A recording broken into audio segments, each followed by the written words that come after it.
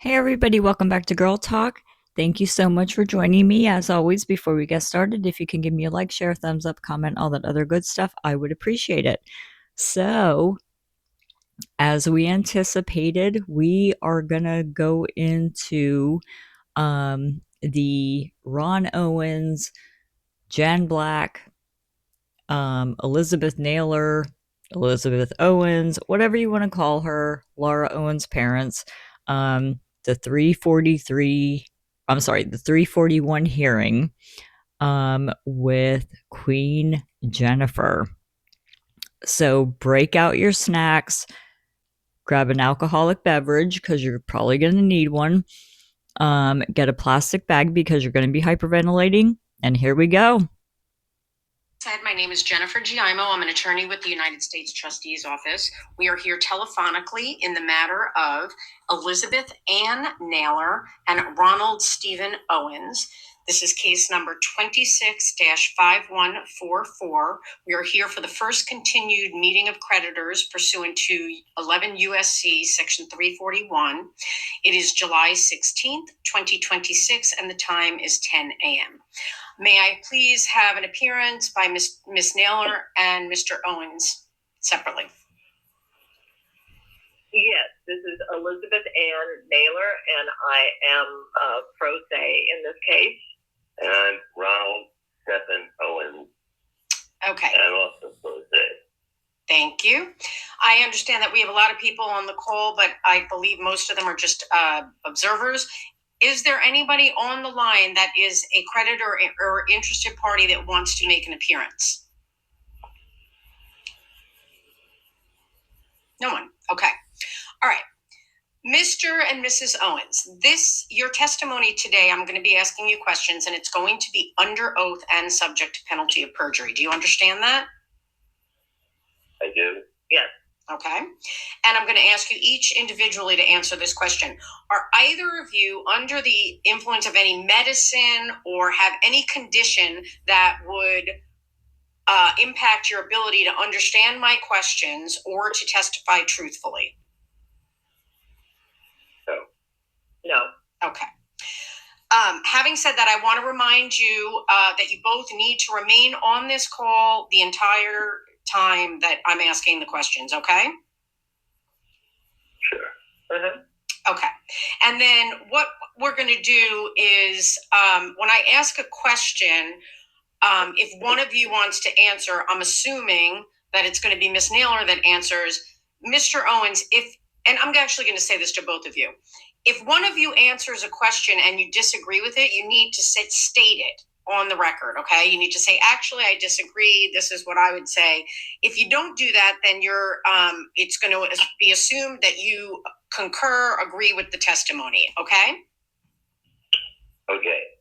Yes. Yes. Okay. So having said that, I need you on your end to please raise your right hands, and I'm going to ask that you both separately acknowledge the oath. Do you each solemnly swear or affirm that the testimony you're about to give will be the truth, the whole truth, and nothing but the truth? I do. I do. Okay, thank you. Okay, so we're here for your continued 341 meeting in your current Chapter 11 case.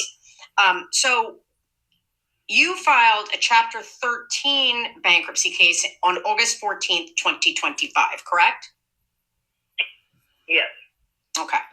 And at that time, you filed document schedules and statements in that case, correct? Correct. And you had an attorney that assisted you in filling those forms out, correct? Correct. And you read those and you signed those under penalty of perjury, correct? Correct. Okay. And then you initiated this current Chapter 11 case on May 22nd, 2026, correct? Correct. And you filed at docket number 9 on May 22nd, 2026, another set of schedules and statements, correct? Correct. And you had an opportunity to read those before you signed them, right? Yes. And you signed those under penalty of perjury, correct? Yes. And then recently, in fact, the docket sheet reflects that it was docketed yesterday, July 15th, 2026. You filed amended schedules and statements, correct? Yes. And you also signed those under penalty of perjury, correct? Yes. Okay.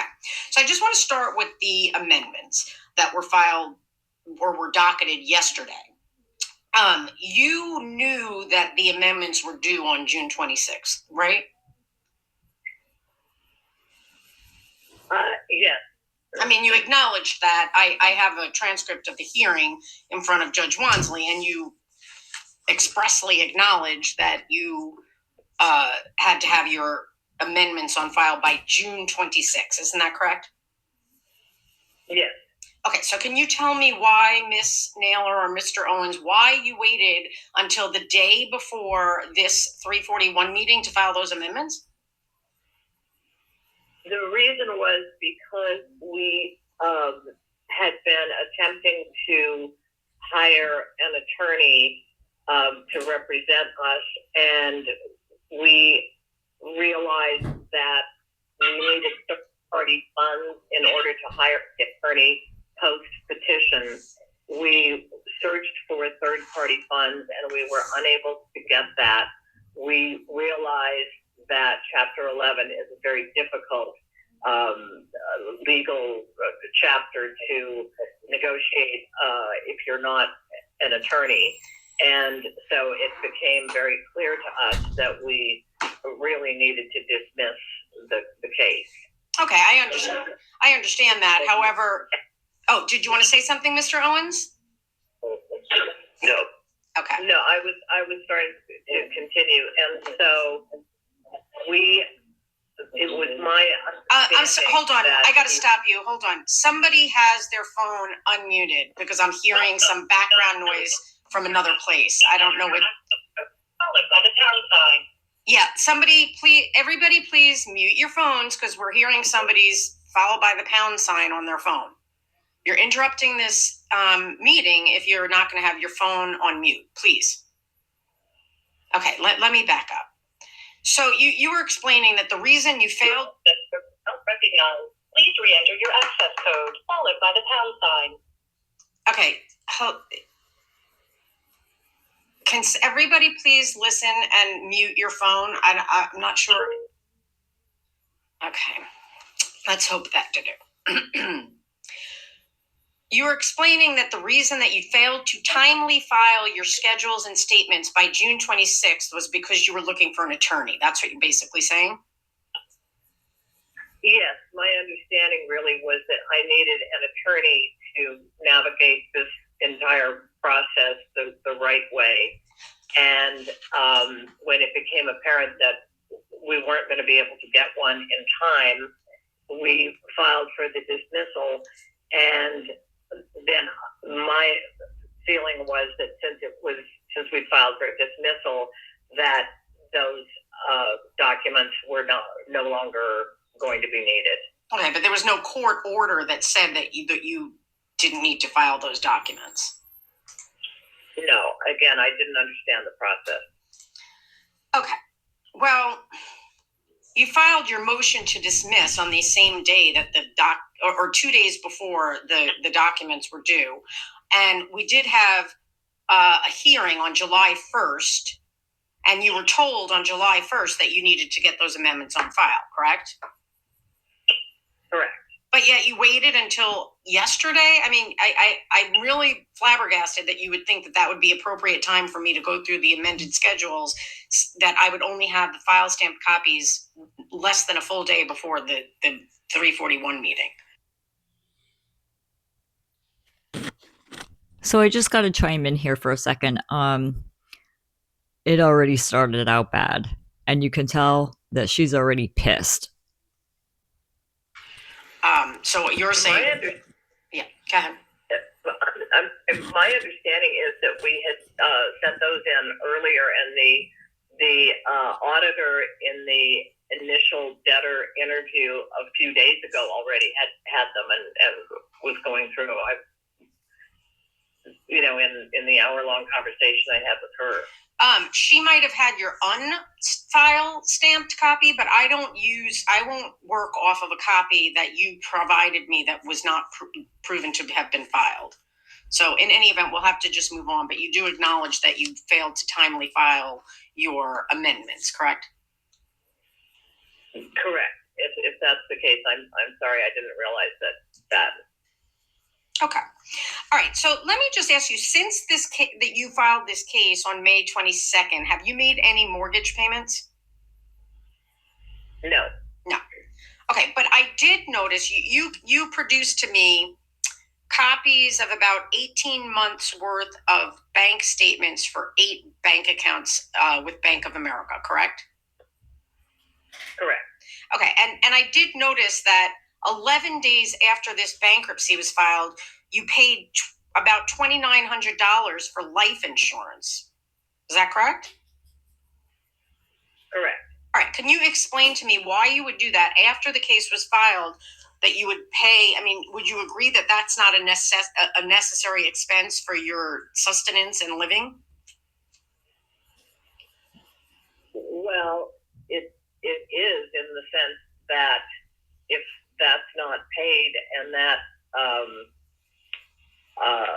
lapses, that would be a huge issue for our living. Well, it's not. You're not getting. It's life insurance, so nobody would get a payout until somebody dies, right? Well, correct with this particular policy, yes. Okay, so I help me understand then how paying life insurance is a necessity while you're in a Chapter 11 bankruptcy. Well, because I view it as something that is a necessity. Yeah. Okay, you're saying that, but you're not getting any money currently from that life insurance policy, right? That's money that would only come to you in the event that either you or Mr. Owens passed away. Correct, but it's been a policy for 30 years, for probably more than 30 years, so to allow it to lapse would seem to be not a very responsible decision. Okay, but you think that it was more important to pay life insurance instead of your mortgage on your home you're living in? Well, the issue with regard to the mortgage, as I say, we have been trying to deal with the mortgage company for quite a while. We have had different violations, and the $2,900 that we paid to the life insurance would not have done anything with regard to saving the home. It just wouldn't have been enough money to save the home. No, but it's something that you could have made that kind of payment to show some kind of good faith effort to try to pay your mortgage, but you opted instead to pay life insurance, right? No, I disagree with that from the standpoint that if you had seen the statements that we were getting from the mortgage company, we were getting statements indicating that the only thing that would save the house would be to make a full payment of the arrears, or alternatively, a full monthly payment of the amount that was due. There was absolutely no indication that $2,900 would have gone anywhere to save the home. And as I say, at that point also, the home was scheduled for a foreclosure auction anyhow for, I believe it was July the 28th. So it didn't seem like a $2,900 payment would have, done anything at all to save the house at that point. And we also, again, had been dealing with the mortgage company. We had just sent them a letter about a notice of error and issues that we were bringing up to them. So it was, the mortgage issues were in dispute at that point. All right. Well, do you know whether the foreclosure is going to proceed? I believe it's at the end of July. We were notified after we brought up our concerns with regard to the violations that we believe have happened in terms of the mortgage, we were notified that they have pushed out the foreclosure auction to September the 29th. And our hope is that we will be able to reach some sort of a resolution before then. Okay. All right, I'm going to turn now. I want to talk to you about the GoFundMe account, or whatever you call it, I guess GoFundMe account that you set up. Or, well, let me ask you, are you the person that set up that GoFundMe page for Mr. Owens? The GoFundMe was the idea of friends of ours who knew that we were really in a difficult situation at that point, and suggested that based on the goodwill and the tremendous support and following that my husband has had over the years, that it would be a good thing to reach out to people who might want to help. Okay, and so who's the person that authored the request for the donations on GoFundMe? Who wrote that?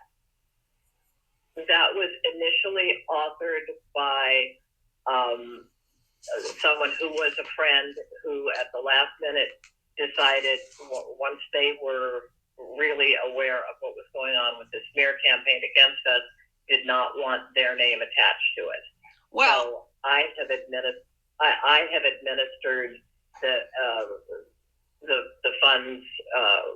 The funds were going into my husband's account, and I administered them going to pay the bills after that. Okay, so, but I need to know the name of the person who authored the GoFundMe donation request.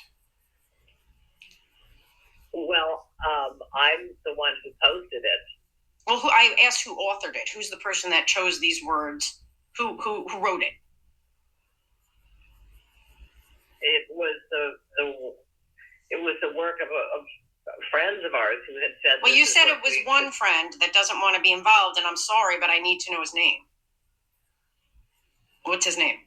Well, then go ahead and say it was me, because I posted it. No, I'm not. Miss Owens, you already testified. No, I'm saying it was people who were friends of ours had said, this is what you should do. I understand. And then, as I say, okay, well, but, I'm no, you said that you indicated that there was one individual who wrote out this request for the donations, and that after drafting it, that person did not want to be associated any longer with the GoFundMe due to what you call a smear campaign. I need to know the name of that. Yeah. Hold on, let me finish. Let me finish. I need to know the name of the individual who wrote this donation request. I know you're trying to resist it. I know that person doesn't want to be involved, but they are involved. So you need to give me the name of the individual, please. Well, I finalized it. I'm the one that finalized it. This was informal. These were informal conversations about what should be said, and I finalized it. And it was informal conversations with more than one friend who suggested it. So I finalized it. I posted it. Okay, so you're not going to give me the name of that individual, is that correct? Well, because it was. I don't want to know why. I'm asking, are you going to give me the individual's name, yes or no, that you said that originally authored this? I'm saying put it on me. I'm saying I'm the one that posted it. I finalized it. But that's not. I posted it. But that's not what you said. You originally said somebody else drafted it, and my question to you is: are you going to give me the name of the person that you testified a few moments ago initially drafted this donation request? Are you going to give me that name, yes or no? I said that there were informal conversations. I finalized it. That there were informal conversations, and at the last minute, it was like, no, I don't want to be a part of this. I can't put my family out to be targeted by these people. So who was that person that said that to you? I finalized it. No, who was that person? Hold on, let me finish. Who was the individual that said to you, I don't want to be a part of this? Who was that? I don't want to give their name because, as I say, these were informal conversations. I was the one who finalized it. I'm taking full responsibility. These were informal conversations with people who said, these are the things that we ought to say, and this is what will touch people. But I finalized it. I posted it, and I have administered the funds. Right, but the reason that I'm asking for this, Miss Owens, is because it's important to understand what the intent was when this was drafted. And you initially said that a family friend drafted this, but it's apparent to me that you are not going to give me the name of that person. So I'm going to move on. But you are now saying that you're going to take full responsibility for the drafting and posting of this GoFundMe post and request for donations, correct? Yes. Okay, so let me ask you then. You tell me, what was the specific purpose of, and I need specifics, don't give me generalities. I want to know the specific purpose. What specific money were you looking to raise for what specific purpose from the GoFundMe? To get caught up on our mortgage at that point and to pay down credit card bills and to cover our expenses. We were at a point where I think we had just very, very little in the bank account. Very little. It was a bad situation. Okay, so the posting mentions profound challenges arising from medical struggles suffered by Mr. Owens, correct? I don't have the post here. I don't have it. So I'm relying on you to quote it. Well, no. You just said you were going to take full responsibility for what was said in there and posting it. It's still up on the GoFundMe. You're aware of that, right? Right. Okay. So on your computer right now, are you able to pull it up while you're talking to me? I don't have my computer with me right now. All right. No, I'm not in a situation where I have a computer. Okay, so as the person who authored and is 100% responsible for the posting of this donation request, do you recall that the post referenced Mr. Owens' extreme medical troubles? Yes.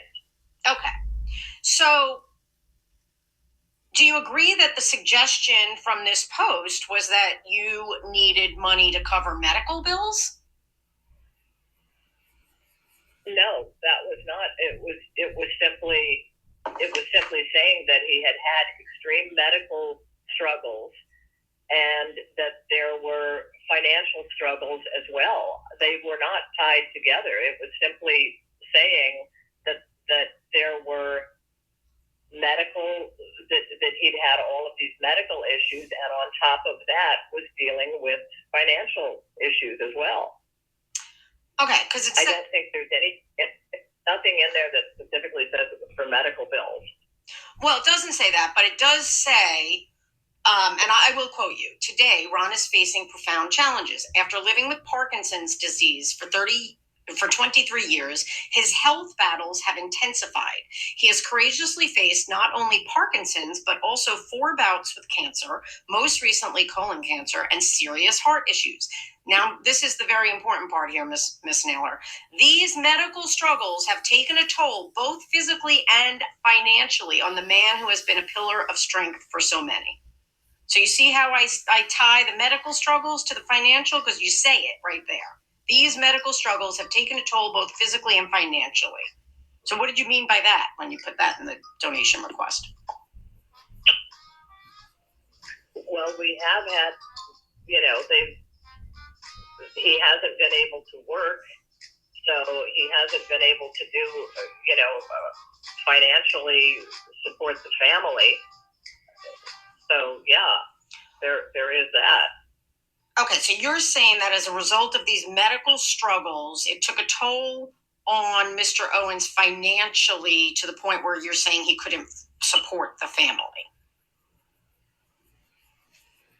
Well, yes. I mean, that's part of it, but it's okay. But at the time that this was posted, Mr. Owens and you were collecting at least $14,000 a month in pension income, correct? Correct. Okay, so let me ask you: were there any specific medical bills that you intended to be able to pay using GoFundMe funds? Not that I recall, but again, the way that it was phrased, the way that I'm going to pause it for 1 second. Take notice how Jan will be a stuttering mess. I don't know how she didn't cry, but I would have been more than stuttering. Just saying.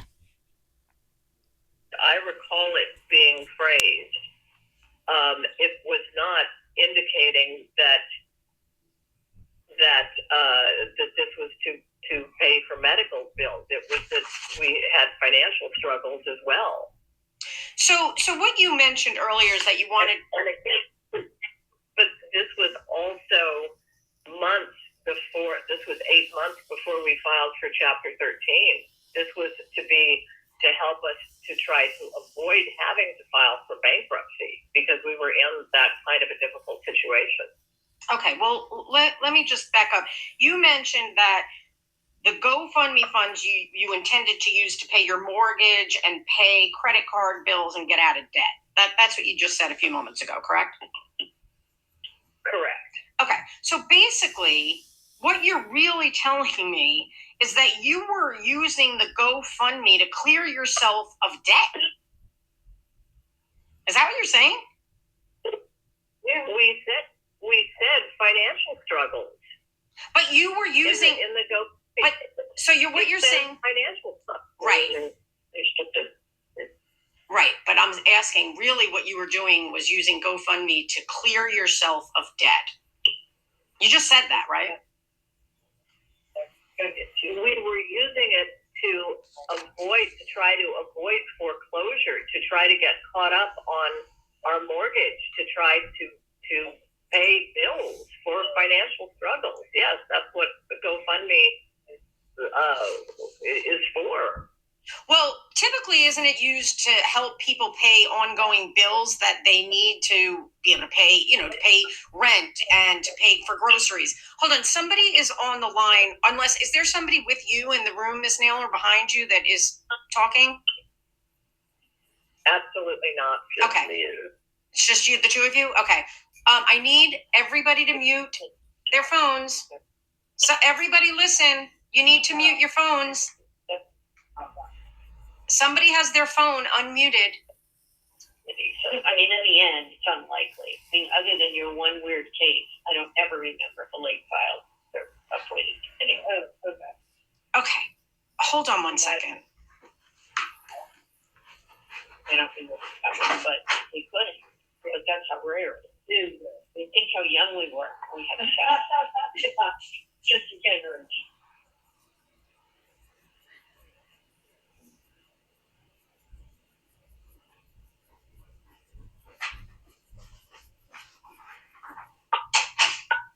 Okay, I think I took care of the problem. Okay, so but the bottom line is that you were saying that you wanted to pay past debt, including credit card debt, right? Well, yeah, because if the credit cards weren't paid, we wouldn't have, the opportunity to continue to pay for food and basic expenses. Well, like, for example, one of the credit cards that you deemed it necessary to generate funds from a donation through GoFundMe was Macy's.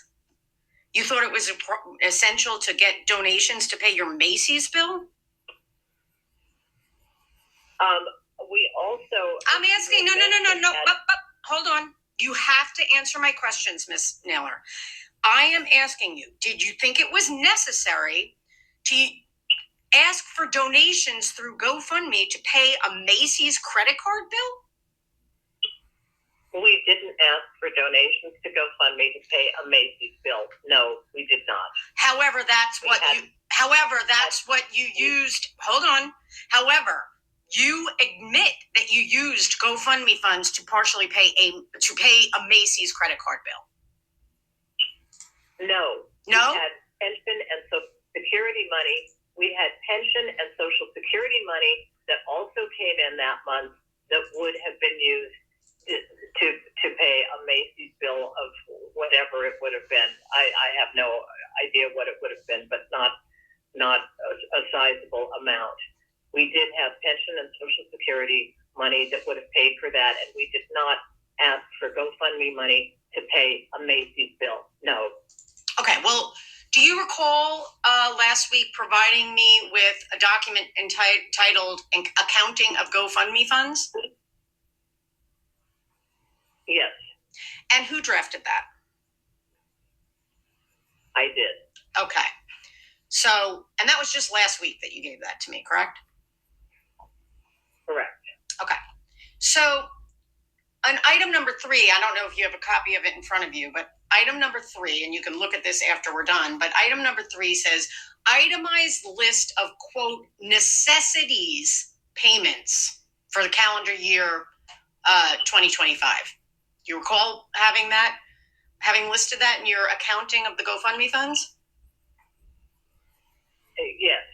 And one of the credit cards that you list here as being a necessity, you made 10 payments to Macy's. It's on your GoFundMe accounting. Are you denying now that you used GoFundMe funds to pay a Macy's bill when that's what you said in the accounting you gave me last week? I was being transparent in terms of showing you what monies had gone out of our main checking account and what they had gone to pay for. If I hadn't included that we had paid Macy's bills, that would have been incorrect. But did we ask for GoFundMe money for Macy's? No. Did we have Social Security and pension income that had covered that? Yes. Well, so I was trying to be very transparent in terms of showing exactly everything that had been paid out of our account and, everything that had gone in. Well, that's actually incorrect because I have your bank statements and there was a lot more money going out than the payments that you list on the GoFundMe accounting. You picked specific payments in your accounting of the GoFundMe funds that added up to $144,000. So you did not itemize all the payments that went out of all of your accounts, correct? No, I thought, you had said that it would be difficult for you to try to look at all of those. I had tried to give you absolutely everything and be as transparent as possible. I understand that's what you were trying to do, and I appreciate that. And I appreciate that you gave me a document titled Accounting of GoFundMe Funds, and included in the list of necessities are 10 payments to Macy's that you included as an account on the accounting of the GoFundMe funds. Are you denying now that you used GoFundMe funds to pay Macy's bills? I am telling you that it was an attempt to be transparent as to what had gone out from our main account over 10 months or however long it was. Again, we did have pension and Social Security money coming in that certainly would have covered the GoFundMe. But that was not but you didn't itemize all disbursements from your account in this accounting, did you? I believe we did. We gave you everything. No. We gave you the statements for. I'm talking about I'm talking about the document that you gave me called Accounting of GoFundMe Funds. You gave me that document last week, correct? Correct. And you start off by saying GoFundMe made 151 payouts totaling about 132,000. Use of funds, summary use of funds. And you list a summary how payments were $66,000 was paid to the first and second mortgage. $47,000 were paid to credit cards and consumer loans. And then you itemize how that $47,000 was calculated. And included in that are Macy's payments. So according to your accounting, the Macy's was part of the way that you used the GoFundMe funds. Well, again, then you would have to separate that from the pension and Social Security money that we had coming in. Well, we did separate it. In fact, according to your own accounting, this is you used this accounting to show exact hello. We're here. Who's that? Is that Mr. Owens? Yeah, I'm saying we're here. Okay, do you have something you want to add? No. Do you have something you want to say, Mr. Owens? No, nothing. Okay, I heard somebody speak. Because There was somebody else that wasn't us speaking on the line just a minute ago. Yeah. Okay. All right. So let me just tell you, though, when you gave me this accounting of GoFundMe funds, I do want to note, according to your own accounting, only $243,000 of the over $132,000 of GoFundMe funds was used to pay medical copays, according to your accounting, correct? Wait, you said 243,000? No, 200. I'm looking at your accounting, and I think you need to look at your accounting with me so that we're on the same page here. And if you can't do that, then I'm going to have you come in for a full deposition, and I'll use these as exhibits and have them in front of you. I'm giving you the opportunity now to avoid that. If you could pull up your own accounting that you sent me. I'm going to have to go get my computer and sign in and everything. All right, then we will do that. Okay, why don't you just explain to me again? This was all stuff that was before this was 8 months before we even filed for Chapter 13. So I'm a little unclear as to why, except for the smear campaign that was been hounding on this. I'm unclear as to why. Chapter 11. All right, somebody needs to mute their phone, and please repeat. It's very annoying for the people that are on here. If you want to be a part of this, you need to mute your phone. Say that again, Miss Owens, because I didn't hear you. No, I was saying I'm going to pause here real quick. Have you noticed that she is really trying to not give up that GoFundMe money, and where it went? I wonder why. unclear as to what. This was 8 months before we filed for Chapter 13. This was an attempt to avoid having to file for bankruptcy. And I'm just unclear as to what it has to do with the Chapter 11. I'm just seriously, I'm just asking, excepting for the fact that that this online smear campaign has been hounding this and trying to, they've tried to hound every aspect of our lives. So Okay. I just don't know what it has to do with Chapter 11. I understand. It was right. a year and a half before Chapter 11. I understand that you'd like to think it's not relevant, but it is, and I don't have time, and it's not appropriate really for me to kind of advise you on the relevance, the legal relevance of determining the disposition of the GoFundMe funds. But we can go back to the medical. I mean, I'm just looking at your own accounting, and it says that medical copays were of the $132,000 that you received from GoFundMe, only $243 went to medical copays, according to your own accounting. Do you recall putting that in your accounting that you gave me last week? Yes, Okay. and it probably was more than that. That was what I could come up with, at the last minute. Again, I was putting this together without the help of an attorney and putting it together very quickly. And again, the GoFundMe did not say that it was for medical bills. It did not say that. It said because of financial struggles. Okay. Well, No. Are you saying that I can't rely on the accounting that you provided me? That it's not accurate? I'm saying that I am human. I am not an attorney. I did the very best to be as transparent as possible. It seemed to me very obvious from the GoFundMe deposits. It seemed very easy to see where the GoFundMe money then was transferred into our main checking account and then went to pay bills.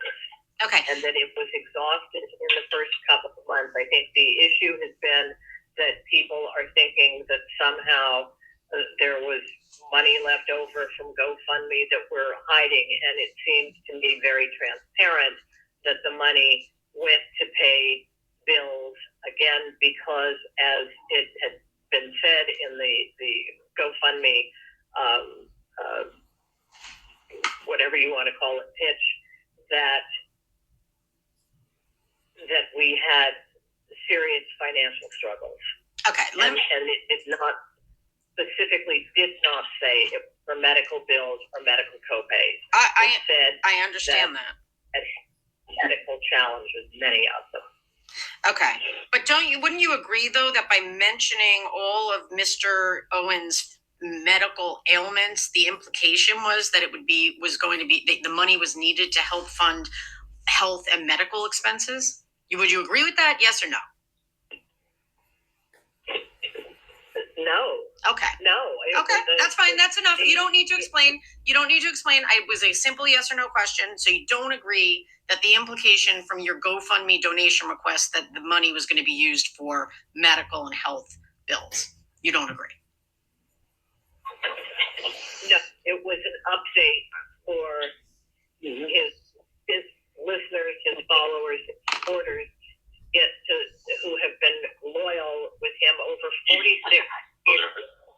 Hold on, Miss Owens. I'm going to have everybody on the phone right now who's on here check their phone and make sure it's on mute. This is a recurring problem, and I'm not sure. I might have to stop the meeting and have this and ask that we do this meeting not in a public forum because this is interrupting whoever is on the line. I know we have a lot of people on the line, but if you are not Mr. Owens or Miss Naylor, your phone must be muted. I am not going to keep doing this. I understand that there's public interest in this hearing, but you cannot have your phone on not on mute. You are interrupting this hearing, this proceeding. So please, everybody who's on this phone call right now, check your phones and make sure that it's on mute, please. Okay, we're going to have to, if this happens a couple of more times, then I'm going to continue this and I'm going to ask that instead you have you come in and we'll do a 2004 examination and that will be private. I cannot keep dealing with these interruptions through people failing to keep their phones muted. Okay, so let me just ask you, and to be clear, you would agree that payments to a Macy's credit card would not in any way alleviate Mr. Owens' medical struggles, right? You would admit that pretty obvious fact, right? Yes. Okay.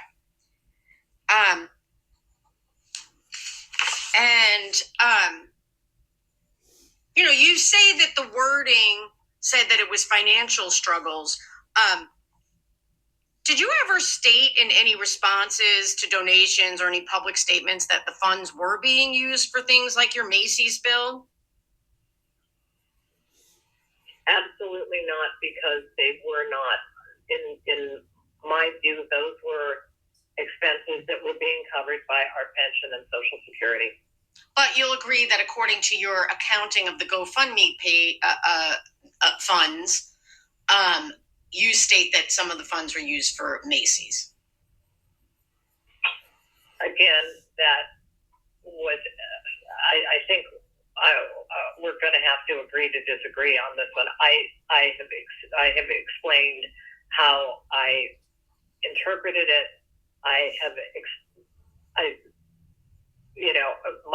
My effort was to be transparent about absolutely everything we had paid out of all of our accounts. There was no intent to hide anything out of, like a lot of people, we had a Macy's bill. Right. So I understand. So what you're saying is that when you did this accounting, you understood that the accounting of the GoFundMe funds was a request to determine how you used the $132,000 approximate amount of GoFundMe funds, right? That's what you understood it to be? Yes. Yes. And you didn't think it was a request to show the U.S. trustee just itemize all the payments that came out of all of your accounts over an 18-month period, correct?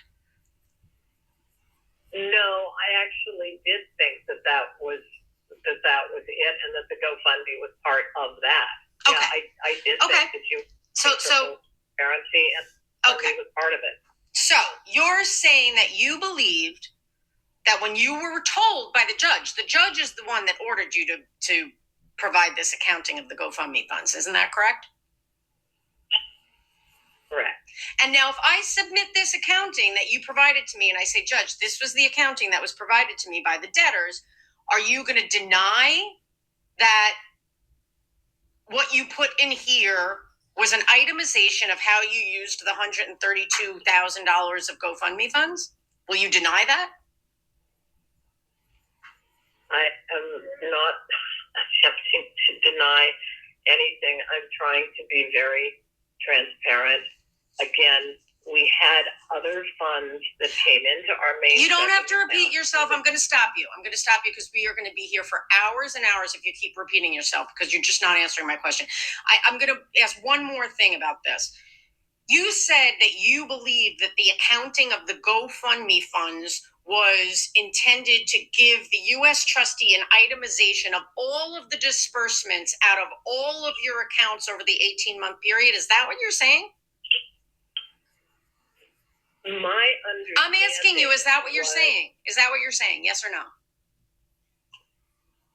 Can you phrase that again? Sure. A few moments ago. Well, actually, why don't you just tell me in your own words? What did you believe that when the court ordered you to provide the U.S. trustee with an accounting of the GoFundMe funds, what in your mind did you think you were required to produce to the U.S. trustee? My understanding, my interpretation was not that the court just wanted the GoFundMe. My interpretation of that was that they wanted everything. And so that's why I attempted to give everything, and why I told the judge, whenever it was when we had the status conference, when I said that we had turned over voluminous statements, because I wanted to be very transparent. I didn't want to hide anything. And I did not think that the judge was specifically just asking for GoFundMe. I thought she was asking really for everything and to be transparent on everything. So that was what I wanted to do. Well, then I'm going to take a break. I want you to go get the accounting of GoFundMe funds that you sent me. I'd like to do that because I need to understand. That's what you're saying. So according to what you're saying, what you provided me was an itemization of all disbursements out of all 8 bank accounts over an 18-month period. Is that what you're suggesting to me? I'm saying we gave you the bank statements. We gave everything that we thought would be an issue, everything that you might want to see. And as I say, what I had done when I had initially looked at the transfers from my husband's account that the GoFundMe money had gone into our main account. I thought it was very clear as to what had come in and what had gone out, and that it was basically exhausted after the first couple of months. So that was my interpretation. And as I say, we can look at the GoFundMe. I stand by what we submitted to you, and as I say, I put the stuff together as fast as I could, as thorough as I could, and as transparent as I could. So, okay. If you want to get the nuts and bolts on the GoFundMe, I can.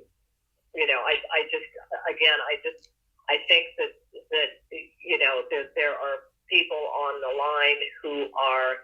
All right, enough. I can't, Miss Naylor. No, I'm not going to allow you to use this as a platform to just start going off. No, stop. I had asked a very specific question. I want to at least have you admit that you provided me with a document that you titled Accounting of GoFundMe Funds. Will you admit that? Yes. Okay. Yes. All right. Of course. And among the other items that you list is that you used funds to pay for ADT home security, correct? Correct. And was that something that helped alleviate Mr. Owens' medical struggles? Well, we have had threats on our life. The answer is yes or no. Did that alleviate Mr. Owens' medical struggles by using GoFundMe funds to pay for ADT home security systems? Well, we have a medical alarm on there, yes, so that if we need to contact medical services, we can contact them through the ADT system, yes. And in fact, night before last, I had to. Okay, I don't need to know about the night before last. That's okay. Please try not to deviate. Because we will be here all day. Also, among the items that you listed is that there was significant amount of money paid to life insurance from the GoFundMe funds. Is that correct? If that was to catch up again on the life insurance is pretty important. Well, life insurance is not important currently for your day-to-day existence, correct? Well, you're correct in that, but if something were to happen to my husband and we needed and there were a life insurance payout, it would help to pay for living expenses. So yeah, I think in a certain way it is important. And again, it's been a 30-year payment that we don't want to lapse. That he doesn't want to lapse, correct? Yeah. If one of my illnesses the challenge. I cannot understand you, Mr. Owens. You have to enunciate better or step away from the phone. It's very muffled. All right. Yeah, I let my wife talk. Go ahead. No, I want to hear what you have to say. I'd like to hear from Mr. Owens. I just couldn't understand what he was saying. It sounded like he was on top of the phone. Yeah. When I'm sitting here, I'm trying to absorb it as best I can. I've got a lot of really painful issues going on right now. But what I'm trying to say is you can take anything that we've given to anybody and then just say, does this really count or this doesn't count? The point is, we are as transparent as possible. We don't have some kind of a fund in Costa Rica or something like that. We have nothing to hide. Everything we're doing is trying to give you exactly what you've asked us to do. Okay. All right. So now I want to talk about, you keep mentioning your pension and Social Security income. And in fact, over an 18-month period, you had because I have all of your bank statements and I was able to calculate. You had $378,600 of income from pension and Social Security alone, correct? In 18 months? Yes. Yeah, in a year and a half, yeah. Okay, and you're saying that those funds were not sufficient to cover your regular living expenses?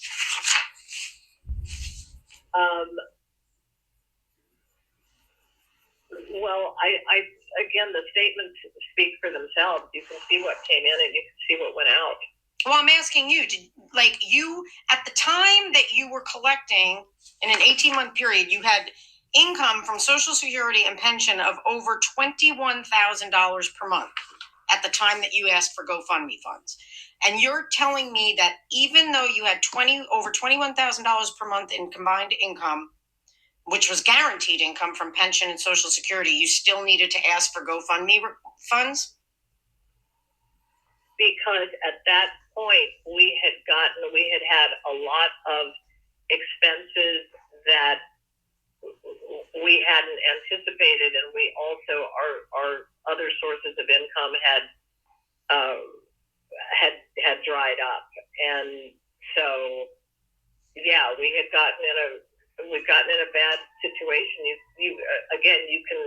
You can tell better than I can from looking at the statement. Yes, I can, and I'll tell you that if you look at daily living expenses, right? And I'm looking at your Schedule Schedule J, and you just filed this. It was docketed yesterday. We're going to look at your Schedule J, and you actually did not properly add up the amounts. Do you have a copy of your amended schedules from yesterday? Again, I don't have my laptop here. We're doing this not in a room where I have access to that. I thought it was just telephonic. Okay, well then I might have to have you come in. I'll do the best I can, but it's kind of frustrating that you don't have your own documents in front of you. If we look at just utilities, mortgage, healthcare, groceries, and home maintenance, you would have in excess of $3,000 a month of disposable income. If you just look at your $20,000 or over $21,000 per month gross income. So you look at you said what? Utility, mortgage, and what? Utilities, mortgage, healthcare, groceries, and home maintenance. The things that I'm taking out, I did a thorough analysis of all of your bank statements, and there were significant transfers to your daughters. That's number one. So in some way, it sounds like the GoFundMe funds were being used. Well, let's just admit this. The GoFundMe funds were commingled with your income from pension and Social Security, correct? They came in specifically to my husband's account, and the only thing else other than the GoFundMe that comes into that account for him is Social Security. Right. And then we made transfers from his account to our main checking account to disperse for bills that needed to be paid. All right, I'm going to ask my question again. So, based on what you just said, even though the GoFundMe funds were all going into the 0349 account, which is Mr. Owens' account, correct? Yeah. Okay. Those monies were then transferred to other accounts and commingled with the funds in the other accounts, correct? Yes. Okay. So really, once you transferred the GoFundMe funds out of Ronald Owens' 0349 account, there was no way for us to be able to specifically account for how the GoFundMe funds were used, because now it was commingled with your pension and Social Security income as well as business revenue, right?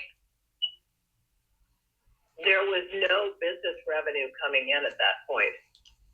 Well, if you're talking about when the GoFundMe came in, the main part of the GoFundMe was for I think January and February. I mean, it started in December of 2024, and I think the main part of it came in and went out in January and February, and I don't believe that there was business income coming in at that point on a significant level. I don't believe that it would have been commingled with any business income.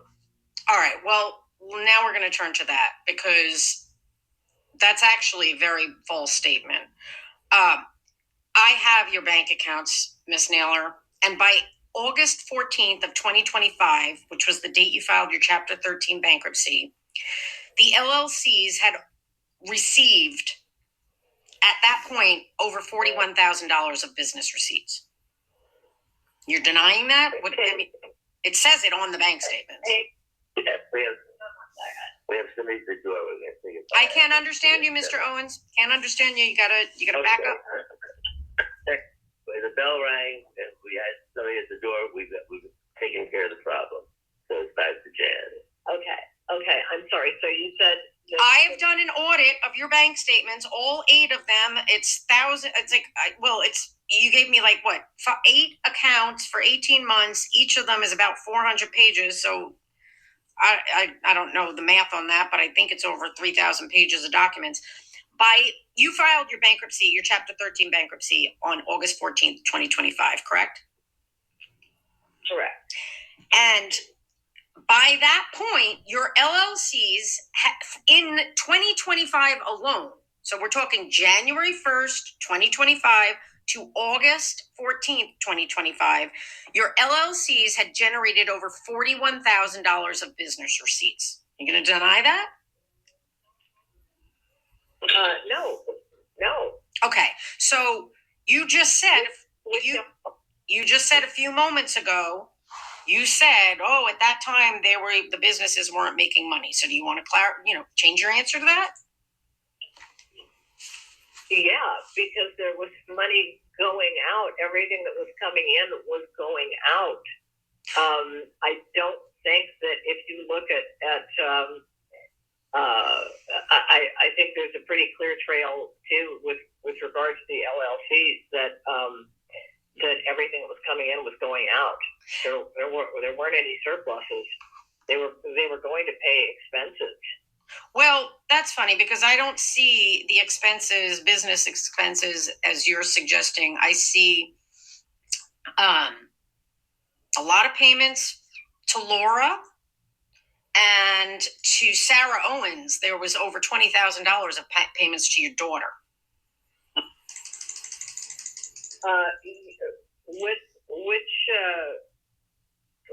What is the time frame on the ones to Sarah? Well, didn't you put that in? You tell me. I mean, you're asking me. You tell me. You just filed yesterday You were saying that this was in the time period between the GoFundMe and the Chapter 13 filing. Is that what you're saying? That there were $20,000 in payments to Sarah then? You made payments to. Well, no. I know that you just recently said that you made payments to Sarah within 2 years of this bankruptcy of over $21,000. But all right, let me see how we can. And those were this year, and those were following the sale of a pony that we had. That was paid to Sarah this year. Okay. All right. Well, the bottom line is, let's just back up. I just want to focus. We're going to get away from the GoFundMe fund for a minute. When you filed your Chapter 13 bankruptcy case, at that point, you had your LLCs, based on the bank statements, had over $41,000 of business income, correct? For what time period? From January 1st, 2025 to August 14th, 2025. Okay. Is that correct? Yeah, I don't have the figures here, but I'm obviously going with what you're saying for that time period. You admit in your amendment that you just filed that for the calendar year 2025, you put in your amended schedules filed yesterday that there were $81,059 worth of business revenue, gross income, in the calendar year 2025. That's what you have on your amended schedule. Then you're standing by that, correct? Okay, in all of 2025, 81,000. I'm reading from your amended schedules. This is your statement that you signed under oath.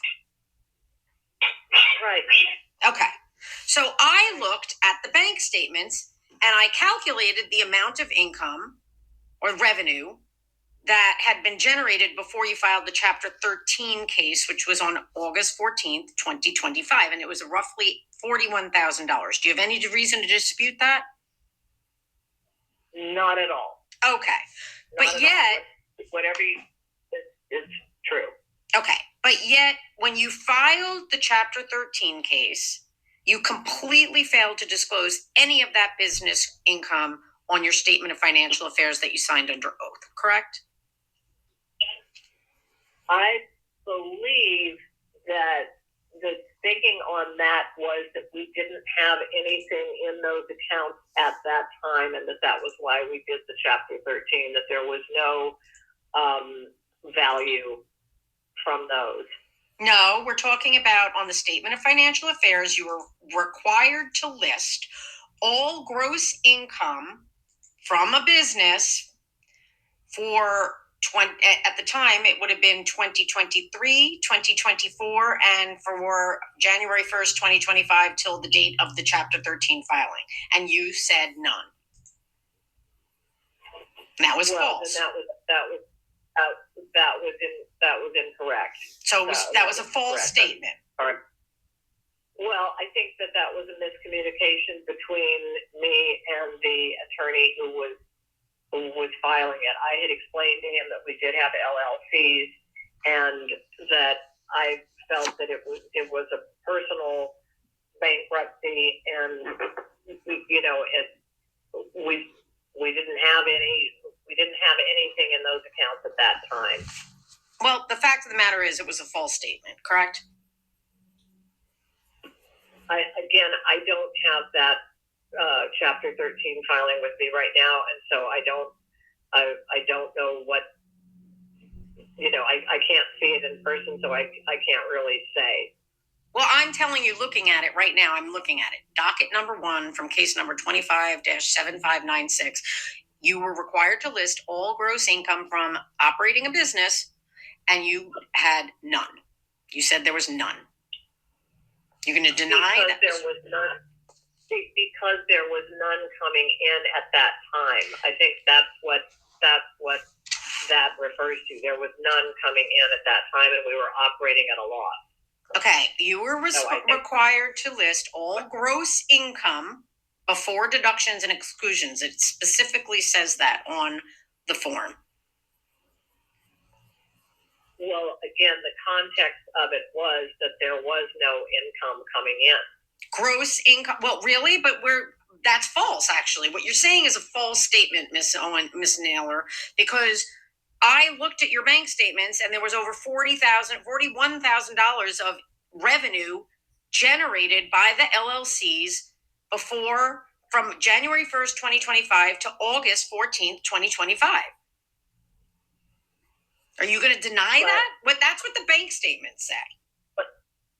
But I'm saying that as of when we were filing for the bankruptcy, we were operating at a loss on all of those, and we didn't have anything coming in to, that's what I think the context of that was. But again, I don't have the documents in front of me, but that's what, and you can look at the statements. Anytime we had any money coming in at all from the businesses, it was going right out to pay expenses. It was going right out. You understand the term gross income, don't you? Yes. And you read these the forms that you signed under penalty of perjury, did you not? I had worked with the attorney to, when he had asked me the questions and everything, and yes, I signed them, yes. Okay, and it specifically says on the form, gross income before deductions and exclusions, right? Isn't that what the form says? Well, I'm asking you if that's what that's what the form says, correct? I don't know. I don't have the form in front of me. Again, I would have to look at the context of it, and I'm trying to explain to you what the context was. That we did not have. Okay. You seem to have understood what was required to be disclosed when you filed the amendment yesterday, because you did accurately state that in the calendar year 2025, there was total gross income to your businesses of over $81,000. So you understood it yesterday, right? Right. But you didn't understand it earlier, even though you had an attorney earlier? No, because again, in the context of where we were when we were filing the Chapter 13, we were not we had to file it because we didn't have income coming in, that we were having losses. We were not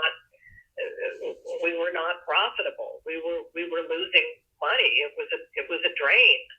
So there wasn't any attempt to hide anything. And as I say, we had filed as a personal bankruptcy, and I was thinking, like I say, at the time too, that the LLCs were separate. Well, let me just ask you this. One of the things in the earlier Chapter 13 case, let's just look at, you were supposed to provide the gross income for part of 2025 up through the petition date, for 2024 and for 2023. Okay? Do you recall that? Okay. And this case, which was filed May 22nd, 2026, you were also required to provide 2024 income, 2025 income, and income for January 1st until the date that you filed on May 22nd, 2026, correct? If you say so. Well, you don't have your schedules. I'm going to ask that you go get your computer or whatever. I mean, you don't have hard copies of your filings in this case? No, I stopped trying to print everything out a long time ago because I don't want to know why you stopped printing things out. Please, you're making this longer than it has to be. Can you pull up on your computer while you're on the phone and pull up the documents that you just filed yesterday? Hang on a second. We need you to do that because you are sitting here claiming to be ignorant about documents that you've signed and filed in this case yesterday under oath. I'm not claiming to be ignorant about anything. You're saying that you don't remember, but this is something you filed yesterday. Go get your amended schedules, please. You were asking me about what had been filed in 2025 in the Chapter 13. That was the last thing you asked me. No, I was asking you about, I said you had to, in this case, also disclose your gross income for businesses. I just asked you that, and you said, if you say so. And I'm not gonna work like that. You need to have the document in front of you that you signed under oath so that I can examine you about it. So okay. So can you just finish the question for me? Can you just finish the question, and I can see if I can perhaps answer it in that way? Just finish your question for me. Well, yesterday you filed a sworn statement attesting that the gross income of your businesses for 2024 was $40,785. Right? Okay. Is that correct? Okay. Yes. That same information was not disclosed in your Chapter 13 statements. Would you admit that? Again, I believe it was because of the LLCs and the differentiating between the LLCs and our personal situation that we were not. Okay, that I understand. Right, I understand. However, if you look at the question, in the Chapter 13 statement, it's the identical question that you answer in the Chapter 11. They are the same exact wording, the same, asking for exactly the same information. In the Chapter 13, you disclose nothing. And now in your amendment from yesterday, you disclosed over $40,000 of gross business income. They are not, one is true and one is not true. Would you agree? They can't both be true. Well, the truth lies in the context. No, the truth lies in the fact that they were both exactly the same question. That's why you need to pull up the documents. There's no context. They are both the same question, Miss Naylor. Item number 4 on the Statement of Financial Affairs is the same exact question that was on the Chapter 13 statements, that is in the Chapter 11 statements. Now, suddenly, you're disclosing over $40,000 of business income for the year 2024 that was never disclosed in the Chapter 13.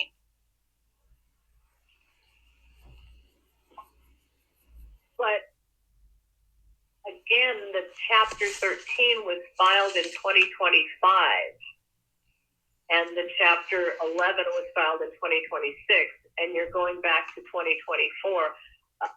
Let me explain something. No. I want you, because this is deviating again. No, I don't want you to explain anything. I want you to go get.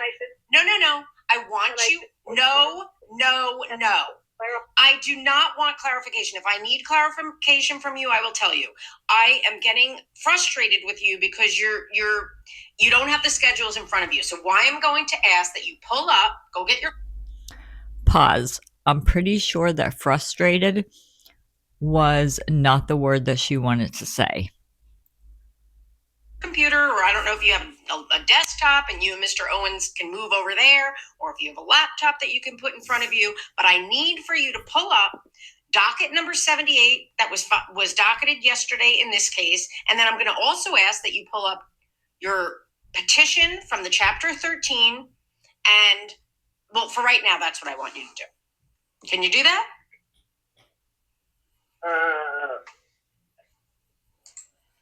I'm wondering about where we can get the petition from the Chapter 13.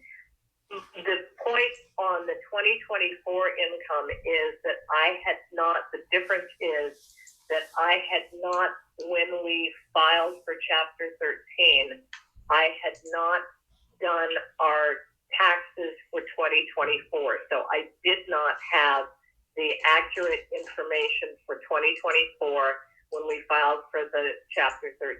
And we also felt that we were filing for the LLCs and not for, that had nothing to do with our personal situation. So the 2024, so then when we did file the Chapter 11 for this year, I had at that point done the 2024 taxes and had a chance to look more at what the actual income was. Okay, well then let me ask you that. All right, I understand what you're saying. Now I want to ask you this. If that's the case, when you filed your Statement of Financial Affairs on May 22nd under docket 9 in this case, you also said there was no business income at all. So if you already knew, hold on. But according to what you just said, by that point, you knew what the 2024 business income was, but you didn't disclose it when you filed a sworn statement in this case on May 22nd, 2026. Isn't that true? You didn't disclose it. On May 22nd, we filed the skeleton filing at the very, very last minute. We had thought that we had an attorney who was going to file for us, and he backed out at the very last minute, and so we had to file a skeleton filing and did the very, very bare bones that we could do, and knew that we would be amending it and presumed that we would have an attorney to handle it for us. So that was why there was virtually nothing in the filing from May the 22nd, because it was literally a last minute May the 22nd was a Friday afternoon before the Memorial Day holiday, and the foreclosure auction for our home was scheduled the Tuesday morning at 10 o'clock. So we were in a position where, you know, we had to do a very bare bones filing, you know, knowing that we would be amending it and adding the correct figures. Well, you didn't say that. In response to the question, did you have any income from employment or from operating a business during this year or the two previous calendars, you answered in the affirmative no on a sworn statement. You didn't say, yes, but I will amend to give the information. You said no, correct? That's what you said.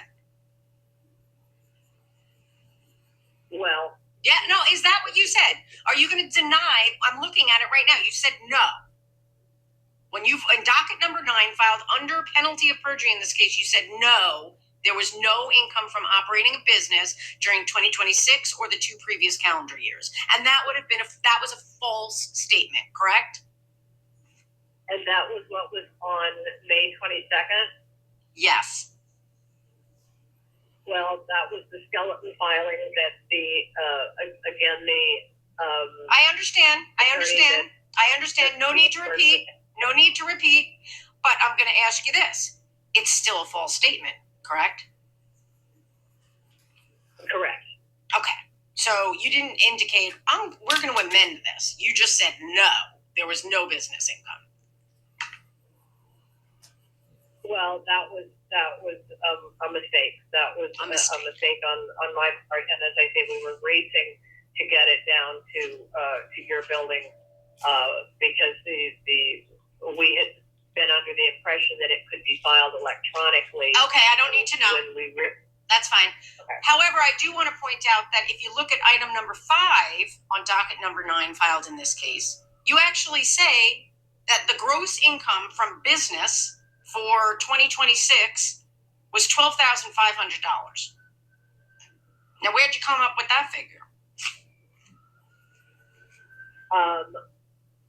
That figure was because we had leased a pony earlier in the year.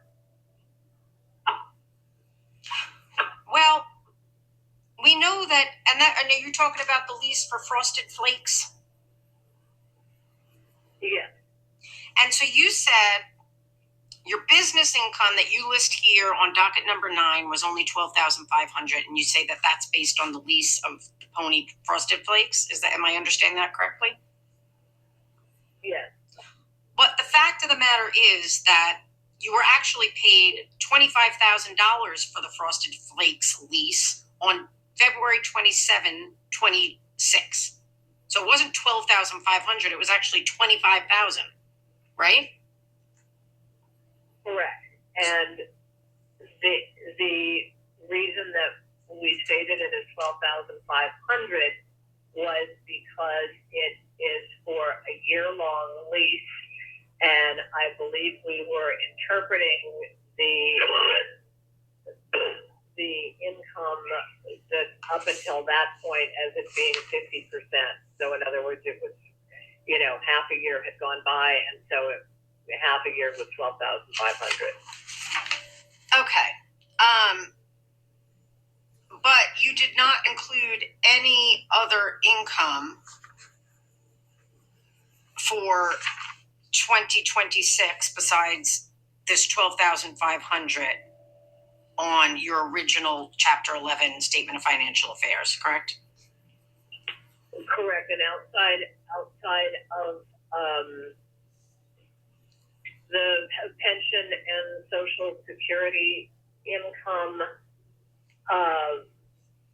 that's basically the case. There have been some contributions to the GoFundMe this year. I think it would be under $1,000 for 2026 because it has remained up there. There would be the pony lease, the Social Security and pension income for 2026, some like I say, under $1,000 for the GoFundMe, and let's back up. Let's back up. Okay, let me you filed the Chapter 13 case, you never disclosed the GoFundMe funds, did you? No, we didn't. Again, it was my understanding at that point that those were, the GoFundMe is considered exempt, and it's considered more like a gift as opposed to income.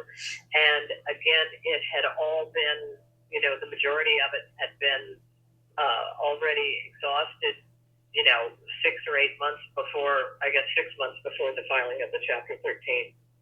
If that's your understanding, why did you disclose it on the filing yesterday? Because of the fact that the folks online had brought it up, and they brought it up to the judge, and the judge had asked about it, and we have wanted to be transparent about it. So earlier you did not want to be transparent about it? No, it wasn't a question of not being transparent. It was simply a question of I didn't think that it was necessary. The money had been exhausted, and it was, considered a gift, and I didn't think that it was necessary. You didn't think it was necessary. Okay. I want to quickly ask you, you provided our office with a copy of what is it looks like your 2024 tax return. And Correct. has that been filed with the IRS? Yes. Okay, because I don't have a signed copy. Is there any reason why you didn't give me a signed copy?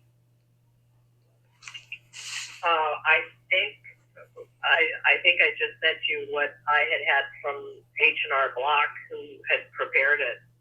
Are you saying, so I'm sure H&R Block gave you a copy for your own records of your signed and dated copy, did they not? I can access it online, and that's how I sent it to you. I don't have a printed out copy of it. No. Well, you're going to have to. I would ask you that you please go back to H&R Block, and I want a copy of the signed and dated return that was actually filed. Okay.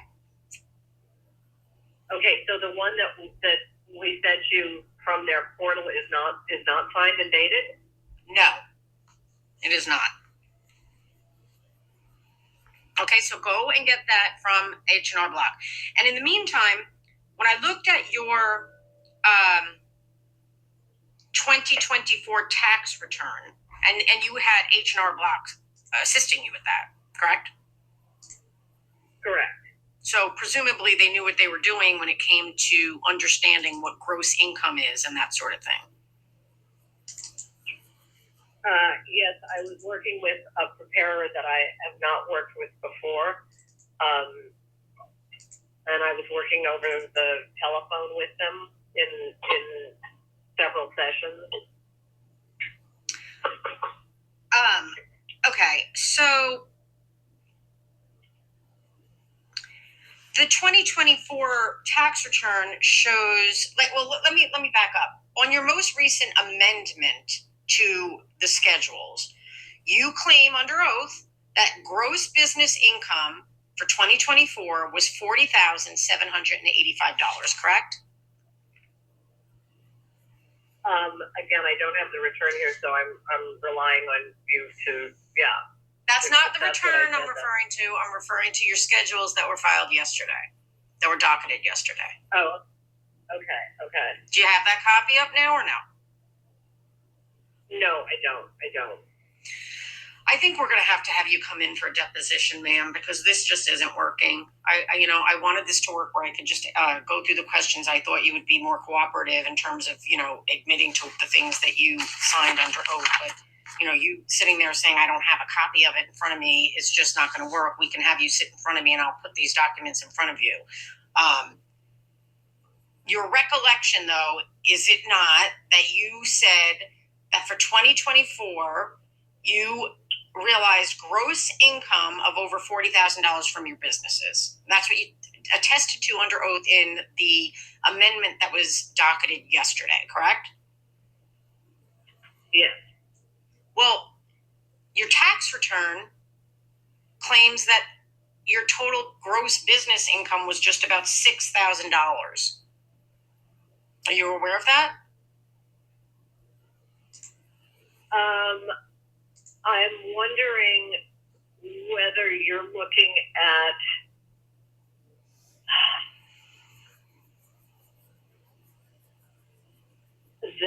the after expenses. No, let's back up. You had an accountant do your tax return, and I think it's fair for us to presume an accountant understands what gross receipts means. Gross income.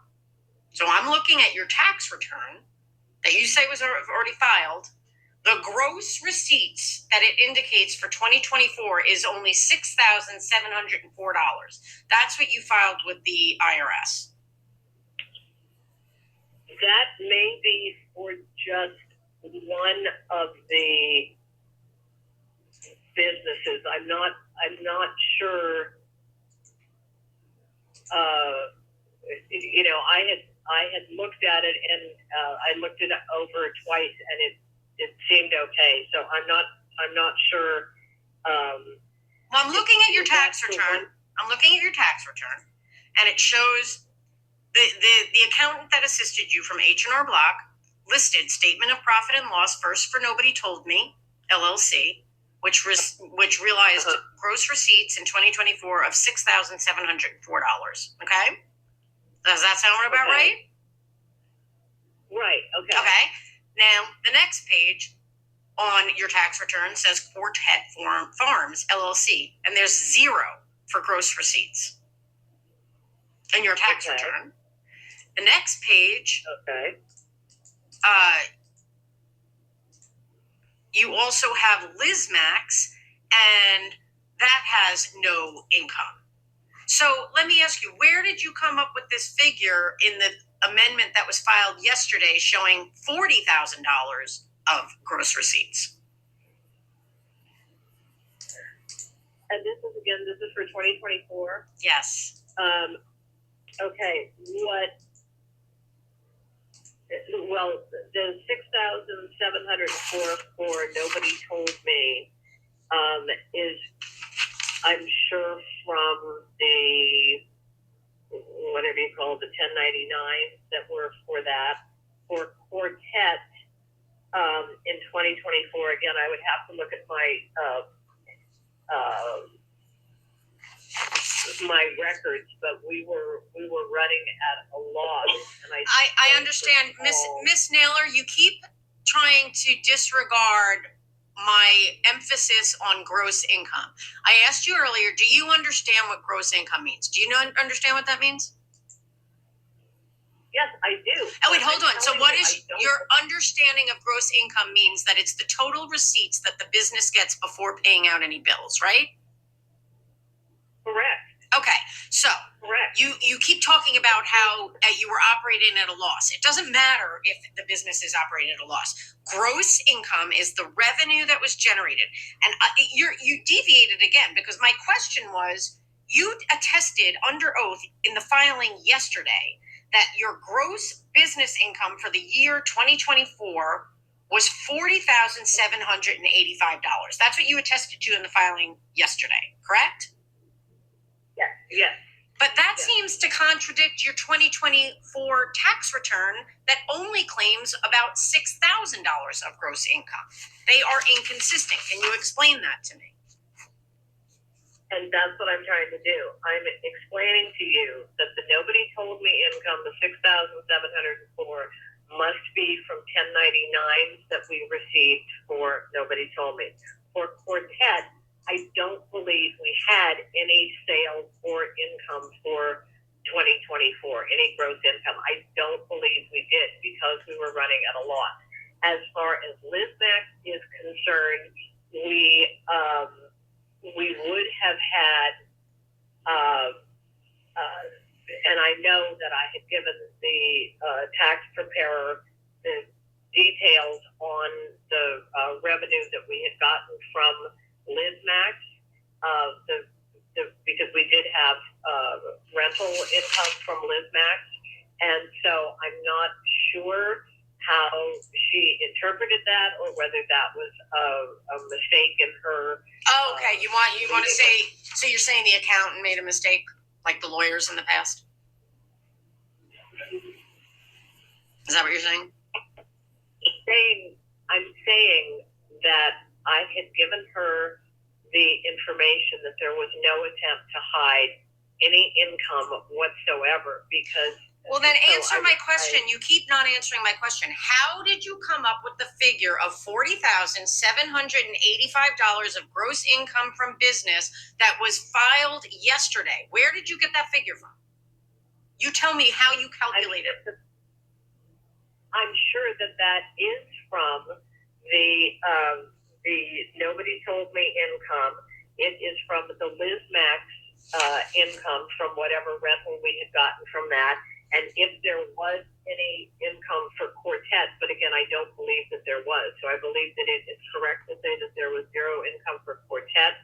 And as far as Liz Max is concerned, I'm going to have to go back and check and see, because I know that I had given the accountant the information on the rental income that we did have from Liz Max. So why it didn't translate, I think perhaps it didn't translate because we had massive losses from that.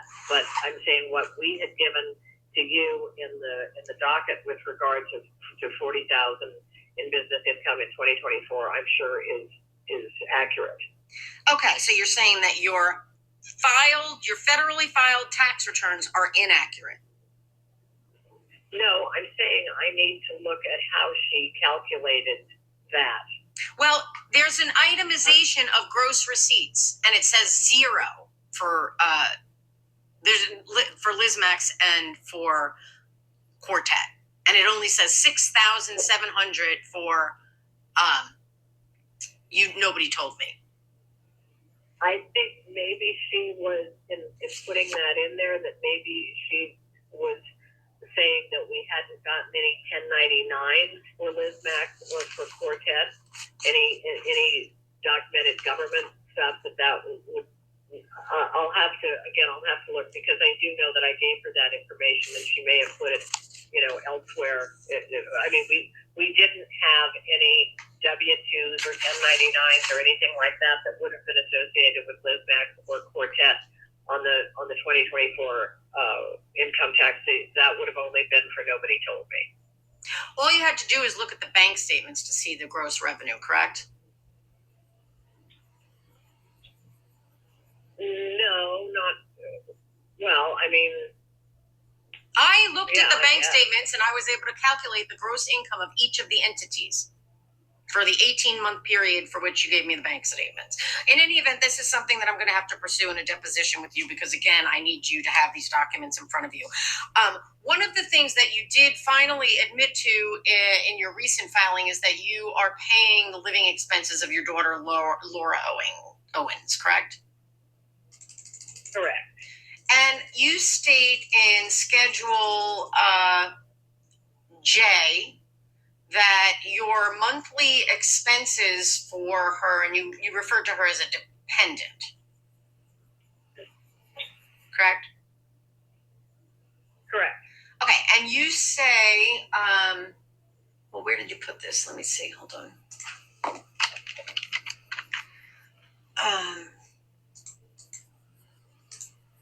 1 second.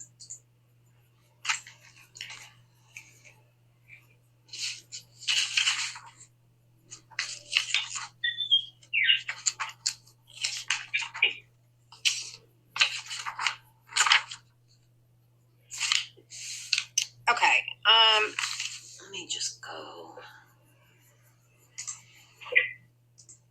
Jan Grove, by the U.S. Attorney. Jerry. Excuse me, who is that? You, Miss Miller, speaking? Not me. Not me. Somebody just again.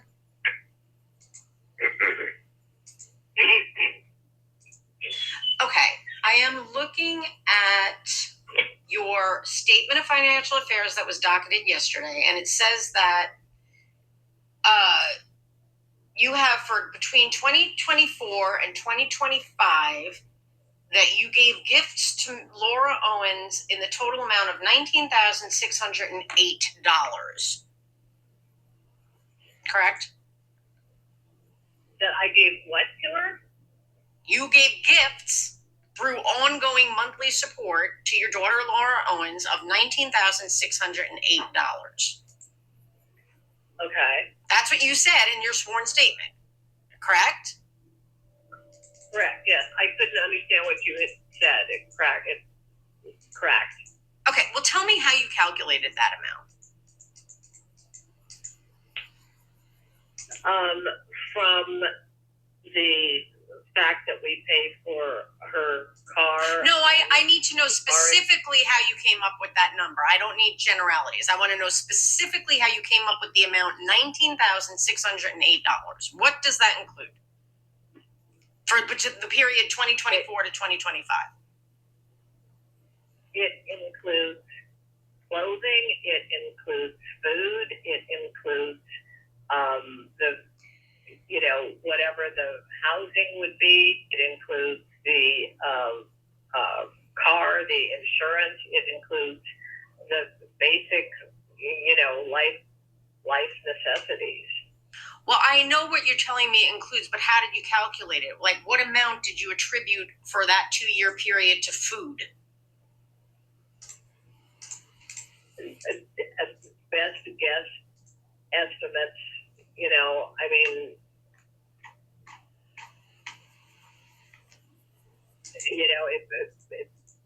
well, you came up with this figure recently, and you came up with a very specific figure of $19,608 or whatever it was. Let me go back there. $19,608. That's a very specific amount, Ms. Naylor, and I want to know how you calculated it. Do you have an itemization somewhere that you wrote down, like what it was that you included in that as gifts to your daughter? I was ballparking it. You ballparked a number and said $19,608 for a ballpark figure? Well, again, if you're talking about day-to-day living expenses and having to go back. No, I'm asking you, you just said that you ballparked a figure. If you were going to ballpark a figure, wouldn't it be a round number? You said $19,608. That's a very specific number. How did you ballpark a figure at $19,608? Again, look. Okay, guys, I had to pause it. I just wanted to check in with everybody. Are we alive? Are we breathing? Do we have our alcoholic beverage? Are we curled up in a ball somewhere in a corner? Tell me what you're doing here. Give us your halfway check-in. All right, here we go. Looking at basically like the cost of the car, the cost of the insurance, the estimated, living things. Just what she would have been, entitled to. I don't run a calculator and keep track of everything. I was trying to estimate that this is. So you gave an amount of $19,608 for as a ballpark figure. Is that you just came up with that out of nowhere? Just a made up figure? Again, no, it's not a made up figure. It's of estimates that I figured, were accurate. Okay, well, let me ask you this. This was supposed to cover the period, according to your own sworn statement here, for 2024 through 2025, correct? Correct. And you say that included amounts that you were funding for her car and car insurance? Correct. Well, because we also share the car with her. Well, whose name is the car in? Whose name is the car in? The car is in her name. Okay, so I just calculated if you take the amount of the car payments and the car insurance payments for a 2-year period, that's over $25,000. So clearly the figure that you gave for gifts is understated, wouldn't you say? Well, again, I would say that part of that car expense and that insurance expense is used by us. And I would also mention the fact that the car and insurance costs have recently really soared compared to what they were in 2024 and 2025 because of the bankruptcy situation. The car costs soared, as did the insurance. Let me ask you, you're claiming that you're claiming you have some kind of equitable interest in the car? Is that what you're trying to say? I'm saying that we use the car, that my husband and I use the car. Well, you use the car, but do you claim that you have any kind of interest in that vehicle? I mean, we pay the expense for it. I'm asking if you claim any interest in the car, Mrs. Owens. Do you claim any interest in that vehicle? I haven't ever even thought about it. Well, I'm think about it now. Do you claim any type of equitable interest in any entitlement to that car? Yes or no?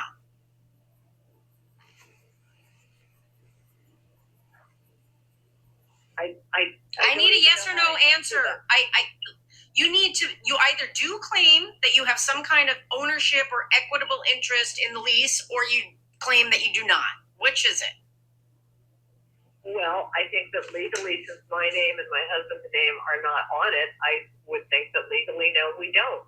But from a practical standpoint, we pay for it. So, well, you pay for it as a gift to your daughter, you said. That's what you included in the gifts that you listed on the Statement of Financial Affairs, right? Yes. Yes. Well, let me ask you, when you put down in the amount of, and I guess what I'm going to have to do is ask you formally for documents, and I'm going to be asking for copies of all the insurance between 2024 through today, so I can see it precisely. I mean, you're claiming that that soared, that all of a sudden it's a much higher amount, but I want to know how much you have been paying exactly on insurance and the vehicle lease, so we can figure out how you came up with this $19,000 gift figure. But I'm wondering, does that figure include the $3,500 of payments you made to your daughter's criminal defense attorney in July of 2025?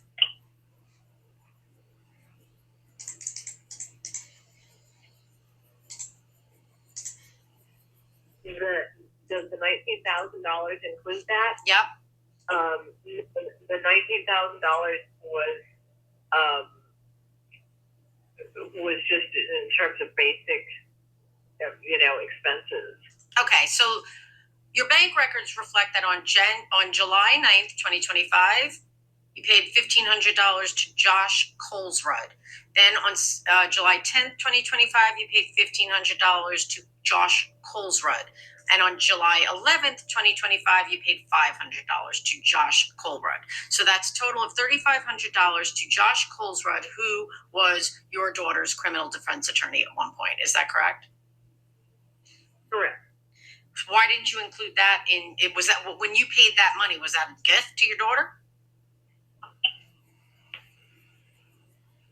It wasn't something I was thinking of one way or the other. It was a legal expense. Well, it wasn't your legal expense. It was your daughter's legal expense, right? Correct. So why isn't that included among the amount that you gifted to your daughter on your sworn statements?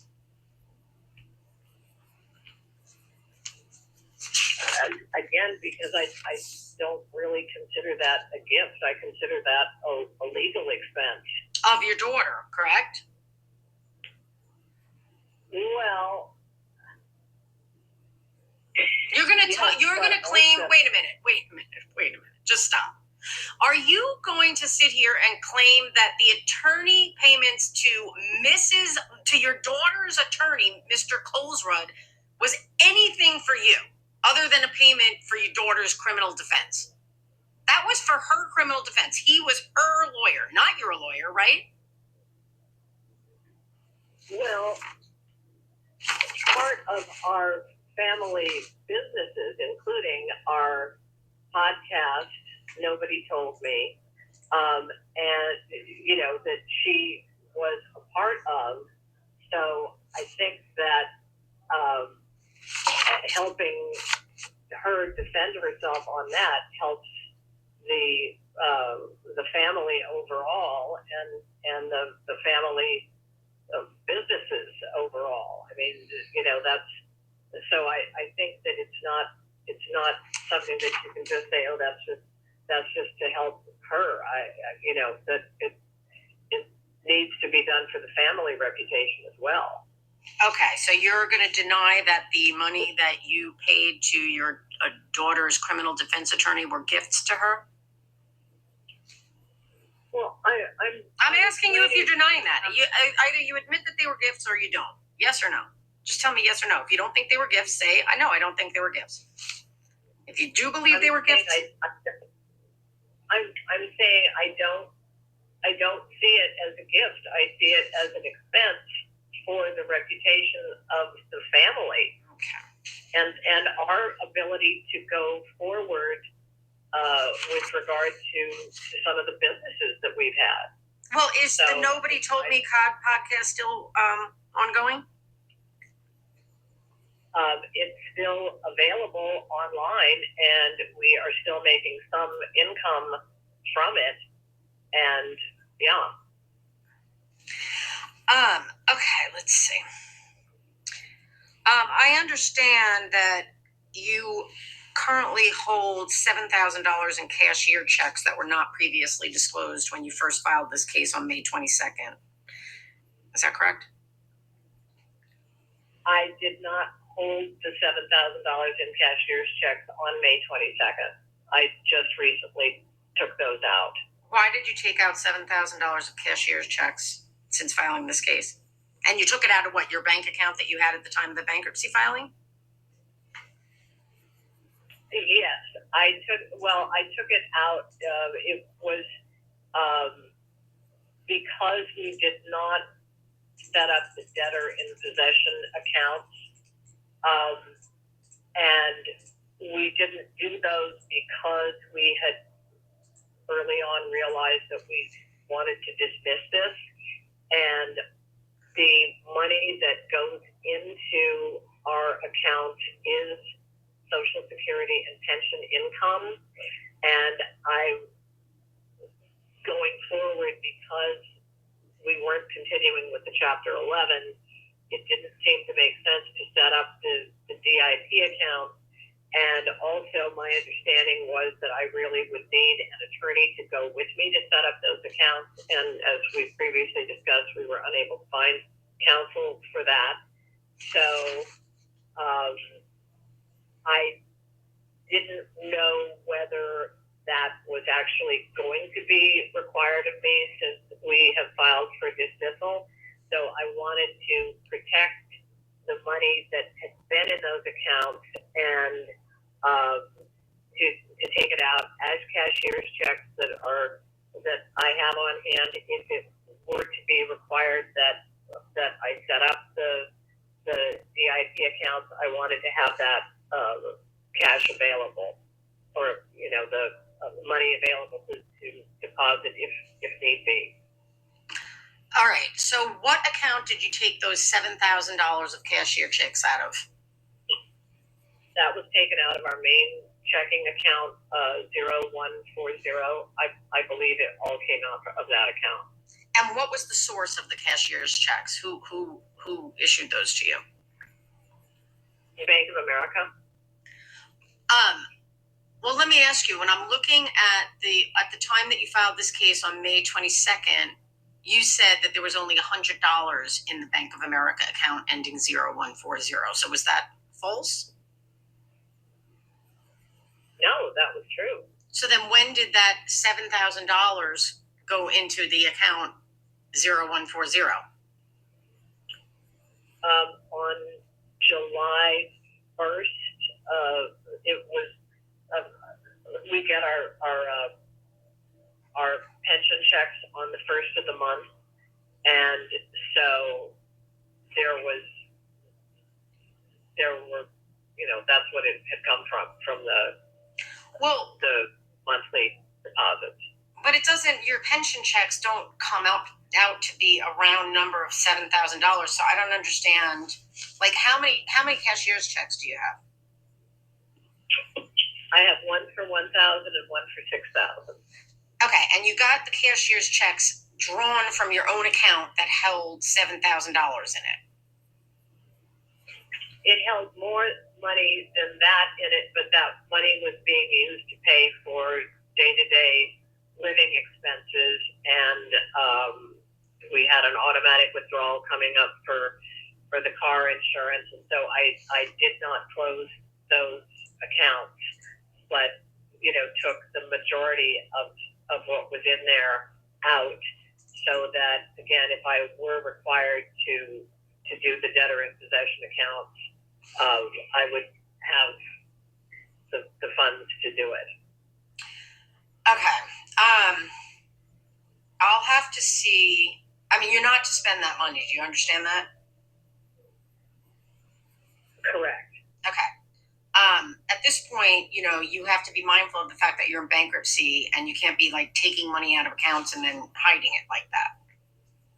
Maybe you should just... Right, and that's why I had it. That's deliberately why I had it in cashier's checks, so that it would be very clear that I wasn't attempting to hide it. Okay, well, maybe you should just deposit it back in there. I don't know what's going to happen with the dismissal. I know that we have a hearing on the 27th. If the judge at that point, I think what you need to do is put it back into your account, is what I think you need to do.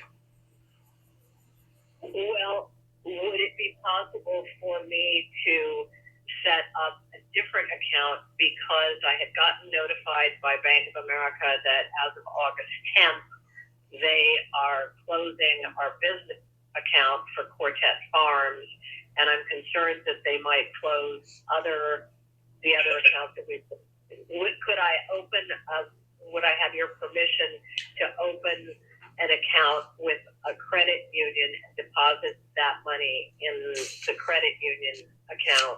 What I'm going to say is this. I think that you are currently in a Chapter 11 bankruptcy that has not been dismissed, and therefore your obligation is to open up a debtor in possession account, and that's what you should be doing. That's all I'm going to say.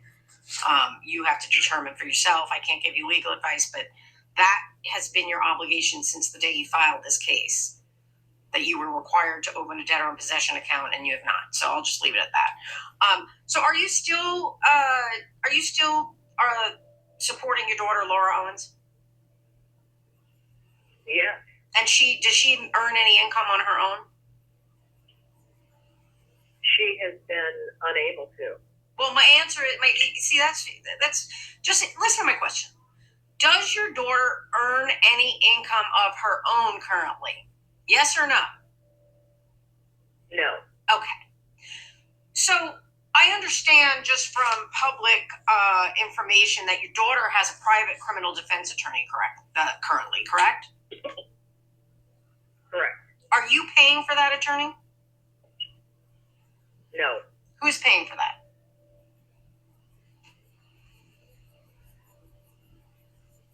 I don't know. I have not addressed this with her. She knows that we don't have the funds to pay her, and I know she's been. You have no idea how you have no idea how your daughter, who lives with you and who completely relies on you for all of her support, is paying for a criminal defense attorney and for pending felony counts against her. Is that what you're telling me? You have no idea? Is that what you're saying? I know that she has been working to. Pardon me? I'm asking if that's what you're expecting me. She has been. Go ahead. I'm telling you, she knows that we don't have the funds to help her at this point. And so she has reached out to others to help her with this. So and the details of it, I don't know. So you have no idea how your daughter's paying for her current criminal defense attorney. Is that what you're saying? I'm saying. No, is that what you're saying? I don't. Either you do not know or you do know. Do you know? I'm saying we told her we can't help her with it, and I know that she has reached out to others to help her, and I don't know the details. Okay, so you're expecting me to believe that the daughter that you support fully and who lives with you has not told you how she's able to pay for her criminal defense attorney currently. Is that what you're saying? Yeah. Okay. Yeah, she's all right. 36. Okay. One of the things. All right, let's move on. One of the things that you put in the Schedule I that you just filed, all of a sudden you decided to disclose that you get income from this Nobody Told Me podcast, and you had never previously disclosed that in your prior Chapter 13 or your original Chapter 11 schedules, correct? Correct, because again, it was an LLC, and it has been absolutely decimated. Okay, I don't. You're saying you're giving me some reason that doesn't make any sense to me, but all of a sudden, for the first time, you have decided that you were going to disclose that Nobody Told Me generates income to you of $50 per month. That's the first time you have ever disclosed that was on this filing from yesterday, right? Right. Okay. So let me ask you something. You keep talking about expenses and you say you understand what gross income means. Why didn't you disclose on Schedule I of your documents of your that was filed yesterday? You look at Schedule I, it requires for business income, and Nobody Told Me LLC is a business, correct? It's a what? I'm sorry, you broke up there. Nobody Told Me LLC is your business. It's a business. Correct. Why didn't you report this $50 of income on item line 8A, which asks for net income from operating a business? Why didn't you do that? Because it's so small. Well, I'm sorry, Miss Naylor, you don't get to decide where things go on the forms just because you think it's trivial. You need to fix this, and you need to properly report this on item 8A. And one of the things that you will see is that item 8A requires that you attach a statement for each business showing gross receipts, ordinary and necessary business expenses, and then the total monthly net income. So you need to do that, okay? Okay. All right, and I also understand that you failed to pay the fee, the filing fee, for the amendment that was just docketed yesterday. Can you explain why you didn't pay that fee? We did pay the fee. When did you pay it? We paid it yesterday. We spoke to Raquel in the. Okay, but you didn't. We amended something yesterday and paid it. Paid $34. Is that what you're talking about? I'm talking about the fact that at docket 74, the court or the clerk issued a notice that you failed to pay the fee with respect to this amendment filed at docket 78. Well, it has been paid. Okay, well, you're saying it was paid yesterday. Well, okay, I'm just telling you, I'm looking at docket 74 from yesterday that said that the $34 fee was not paid, but now you're saying it was paid? Yeah. Okay. Also, one of the things that you failed to include in your amendment was the summary of assets and liabilities. Can you explain to me why you didn't include that required document? Again, as an oversight, again, I'm not, this is why I have filed to dismiss this, because I'm not an attorney and I don't have the ability, to do this. I know a lot of attorneys don't even handle Chapter 11, and they handle 7 and 13, but they don't handle 11 because it is so complicated, and it's clearly way above my pay grade. Okay, well, you need to file that. So you need to amend Schedule I to move the income from nobody told me up to item 8A, and you need to file a summary of assets and liabilities. Okay? Okay. Also, I believe you were required to file a monthly operating report on June 21st for the last month, showing your income and expenses for the last month of May, but you didn't do that. Can you explain why? Again, because we had filed for dismissal, I was thinking that this would be dismissed and that would not be required. Okay. Let me ask you, I want to make sure that there aren't other accounts that you previously had that you haven't disclosed. Did you have a Wells Fargo account at some point in the last few years? Yeah, I did. I had a checking account that I think it had like under, I don't know, it was overdrawn last I heard. Well, did you close the account?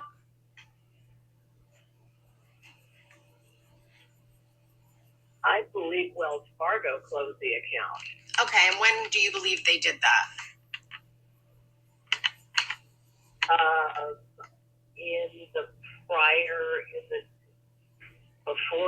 Around the time of the Chapter 13 filing.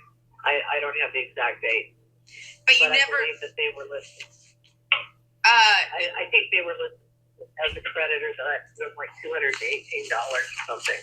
Okay, well, they might have been listed as a creditor, but you never listed the account as having been closed within 1 year prior to the bankruptcy. Why not? Well, again, because I didn't close it, I believe they did. It doesn't matter. And I don't know it. It doesn't matter. But I don't know. You were required. Let me just tell you, you were required to disclose.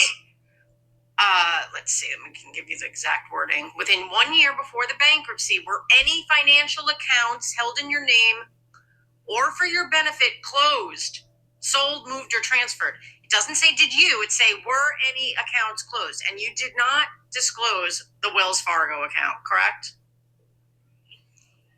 Correct. And that's a false statement because there was an account that was closed in your name. Okay. Is that right? Yes, yeah. Again, I never got any notification that they had closed it or anything like that, but whatever you say. All right, so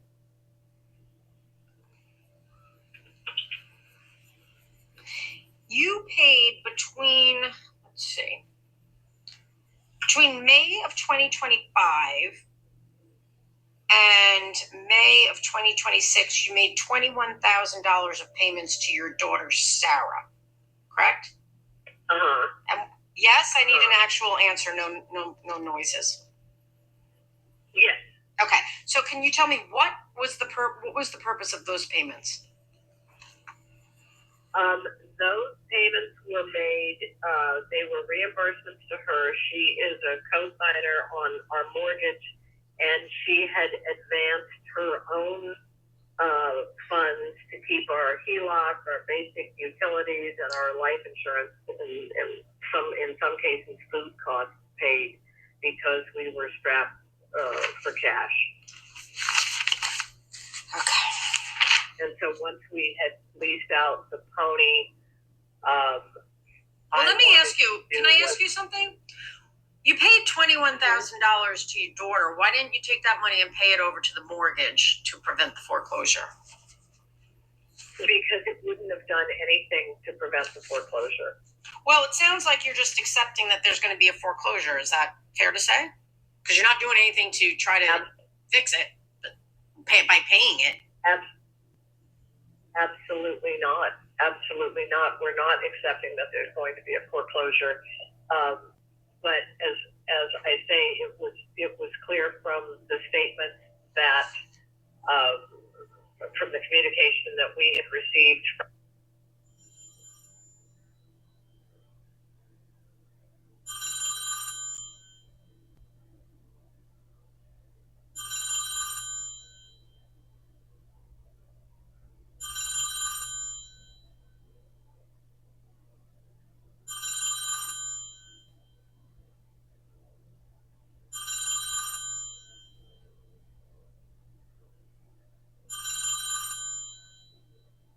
the servicer that $20,000 was not going to be enough to prevent the foreclosure.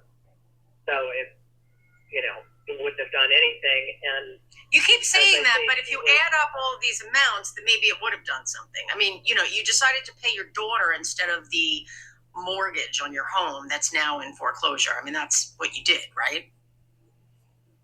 No, she was a lifeline, and she was a co-signer on that, and she had made some HELOC payments, and that was to, help us with the mortgage as well. And she had advanced her own money, and as I say, that she had been.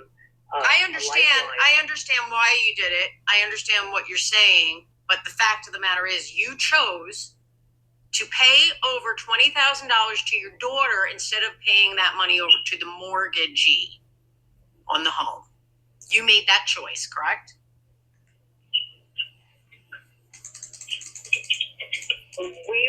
I'm not asking. I need a yes or no answer. Is that the choice you made? It wasn't a choice that was foisted upon you by someone else. You chose to pay your daughter instead of the mortgage directly, correct? You made that choice. I'm asking you, did you make that choice? Yes or no? No, it's a yes or no question, Miss Naylor. What did you or did you not make the decision to pay your daughter to reimburse her instead of pay the mortgage on your home?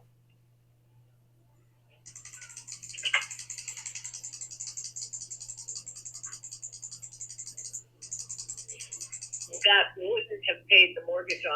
I'm not asking that. I'm asking you chose, did you not, to pay your daughter to reimburse her over $20,000 of money instead of paying that money to the mortgagee? Is that right? That's what you did. Just admit that that's what you did, because I don't know how you deny that you made that choice, because that's what you did, correct? Yeah. Okay. But again, there you go. I don't want to hear the explanation. I don't need an explanation. I just wanted you to acknowledge that that's what you did. All right. I don't think. There's a couple of questions. They're little questions, but I do think we're going to have you come in for a deposition, because I can't have you. You sent me a document that says accounting of GoFundMe funds, and you acknowledge that you sent that to me, right? Right. And now you're claiming that you think it was supposed to be an accounting of how all of your money was expended over the 18-month period from January 1st of 2025 through June. That's what you're saying that you intended the accounting to be? My understanding was that the judge had talked about GoFundMe and that you had talked about GoFundMe as well, but you had brought up these other issues, and the judge did not clarify whether she only had wanted the GoFundMe information. So I wanted to be very transparent and to leave no questions unanswered. Okay, but the bottom line is, you provided me with a document that you titled Accounting of GoFundMe Funds, right? Correct. Okay. And I read that to mean that you were going to that what you provided me was an itemization of how you specifically used the $132,000 of GoFundMe monies that you received. That's how I interpreted it. Is that wrong that I interpreted it like that? No. Okay, so what you provided me shows how you used the money, the $132,000 of GoFundMe funds, correct? Correct. And then if you look at it, you say that the total of GoFundMe funds was about $132,000, and you actually give me an itemization of expenditures totaling about $144,000, right? Is that correct? Yes or no? Yes. Okay. So are you now telling me that you are admitting that what you gave me, the $144,000 of itemized expenditures, was what you claim the GoFundMe funds were used for? Is that what you're saying? There wasn't $144,000 coming into the GoFundMe, so that the $144,000 in expenditures had obviously included other money that had come into our account from pension and Social Security, and was not just GoFundMe. Okay.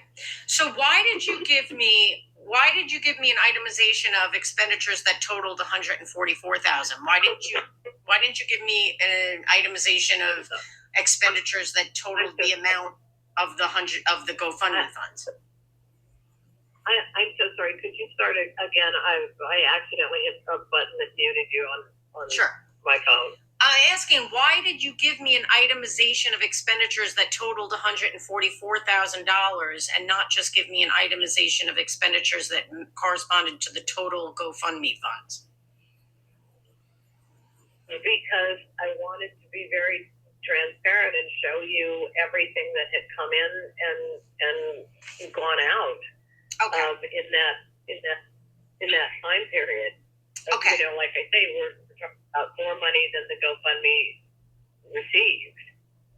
And I understand what you're saying, but I'm going to tell you something after having gone through your bank statements, okay? The spending that you and Mr. Owens expended, the total disbursements out of all of your accounts for the time period from December 27th, 2024 through June 25th, 2026, the total disbursements is over $523,000. Did you know that? That doesn't sound right for a year and a half. That is, that doesn't well, you might not think it sounds right, but that's what out from all disbursements out of just account 0140 totaled over $523,000. Just out of that one account. So you were not trying to give me transparency of all disbursements because you only told me about $144,000. But we gave you every statement. Right, but I'm talking about the accounting you gave me. So I'm trying to figure out what it was you were trying to give me with this accounting. You're claiming you are. You're saying that you were trying to give you the specific GoFundMe in and the GoFundMe out. But you gave me but now when I ask you about that, you're pointing out that the itemization of expenditures was $144,000 worth of expenditures, which is more than the $132,000 of GoFundMe funds. So I'm trying to figure out why you would provide me with a list of payments in excess of the GoFundMe funds if you were trying to just account for the GoFundMe funds. I'm trying to figure that out. I don't understand. I mean, just to show you if there was the commingling or whatever, that you could clearly see, this was GoFundMe, this came into 0349, this then went to 0140, and then it went to pay X, that you could see what had gone out to pay that month.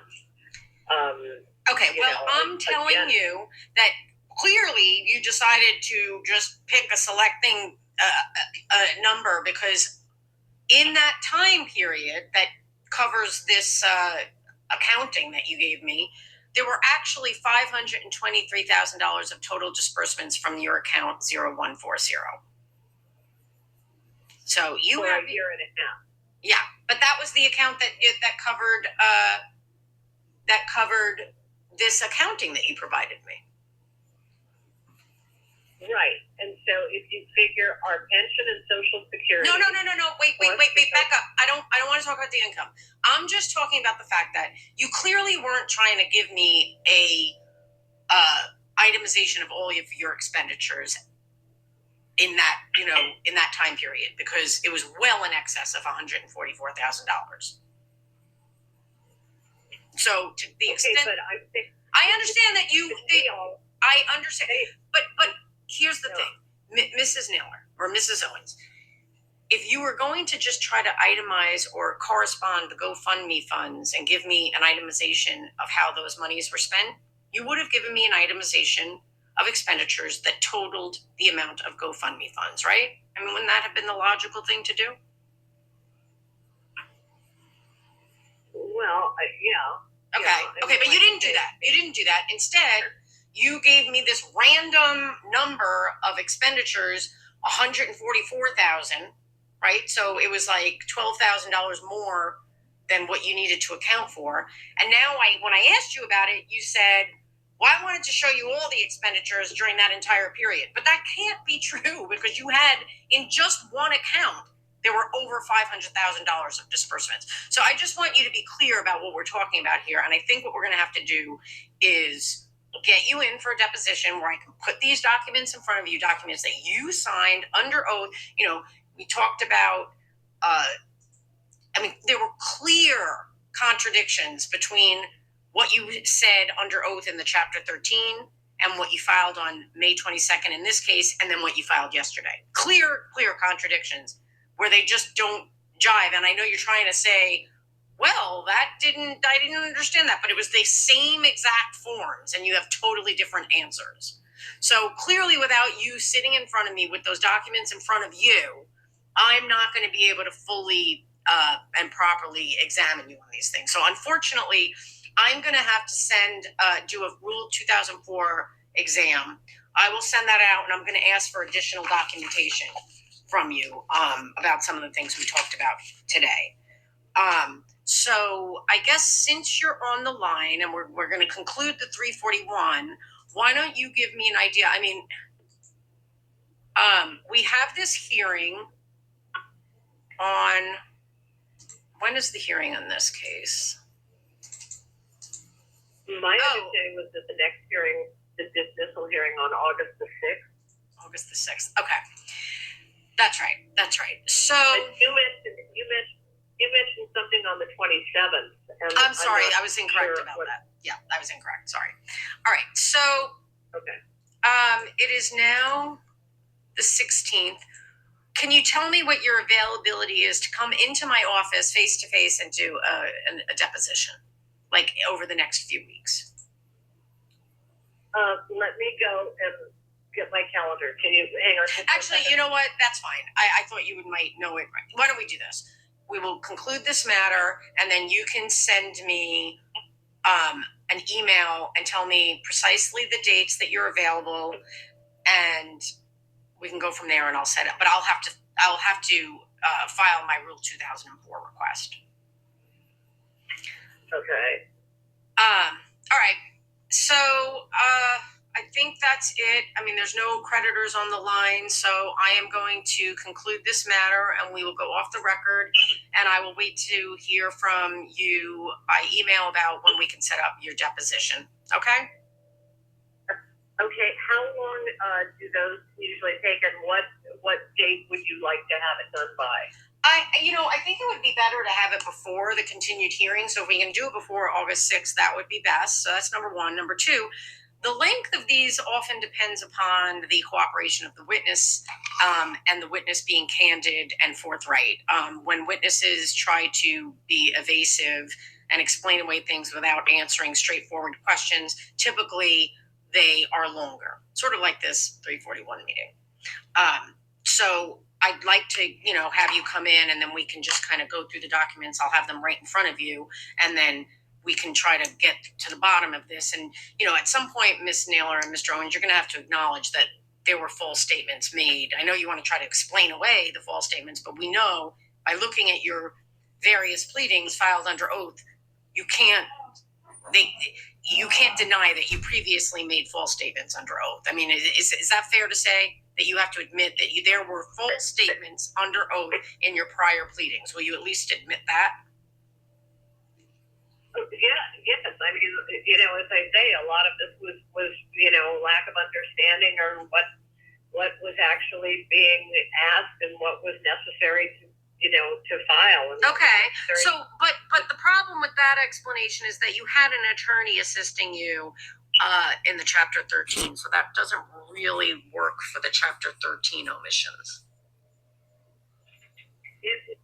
All right, guys, how we doing? We're almost down to the wire. I am so sorry for that phone call that came through. My apologies.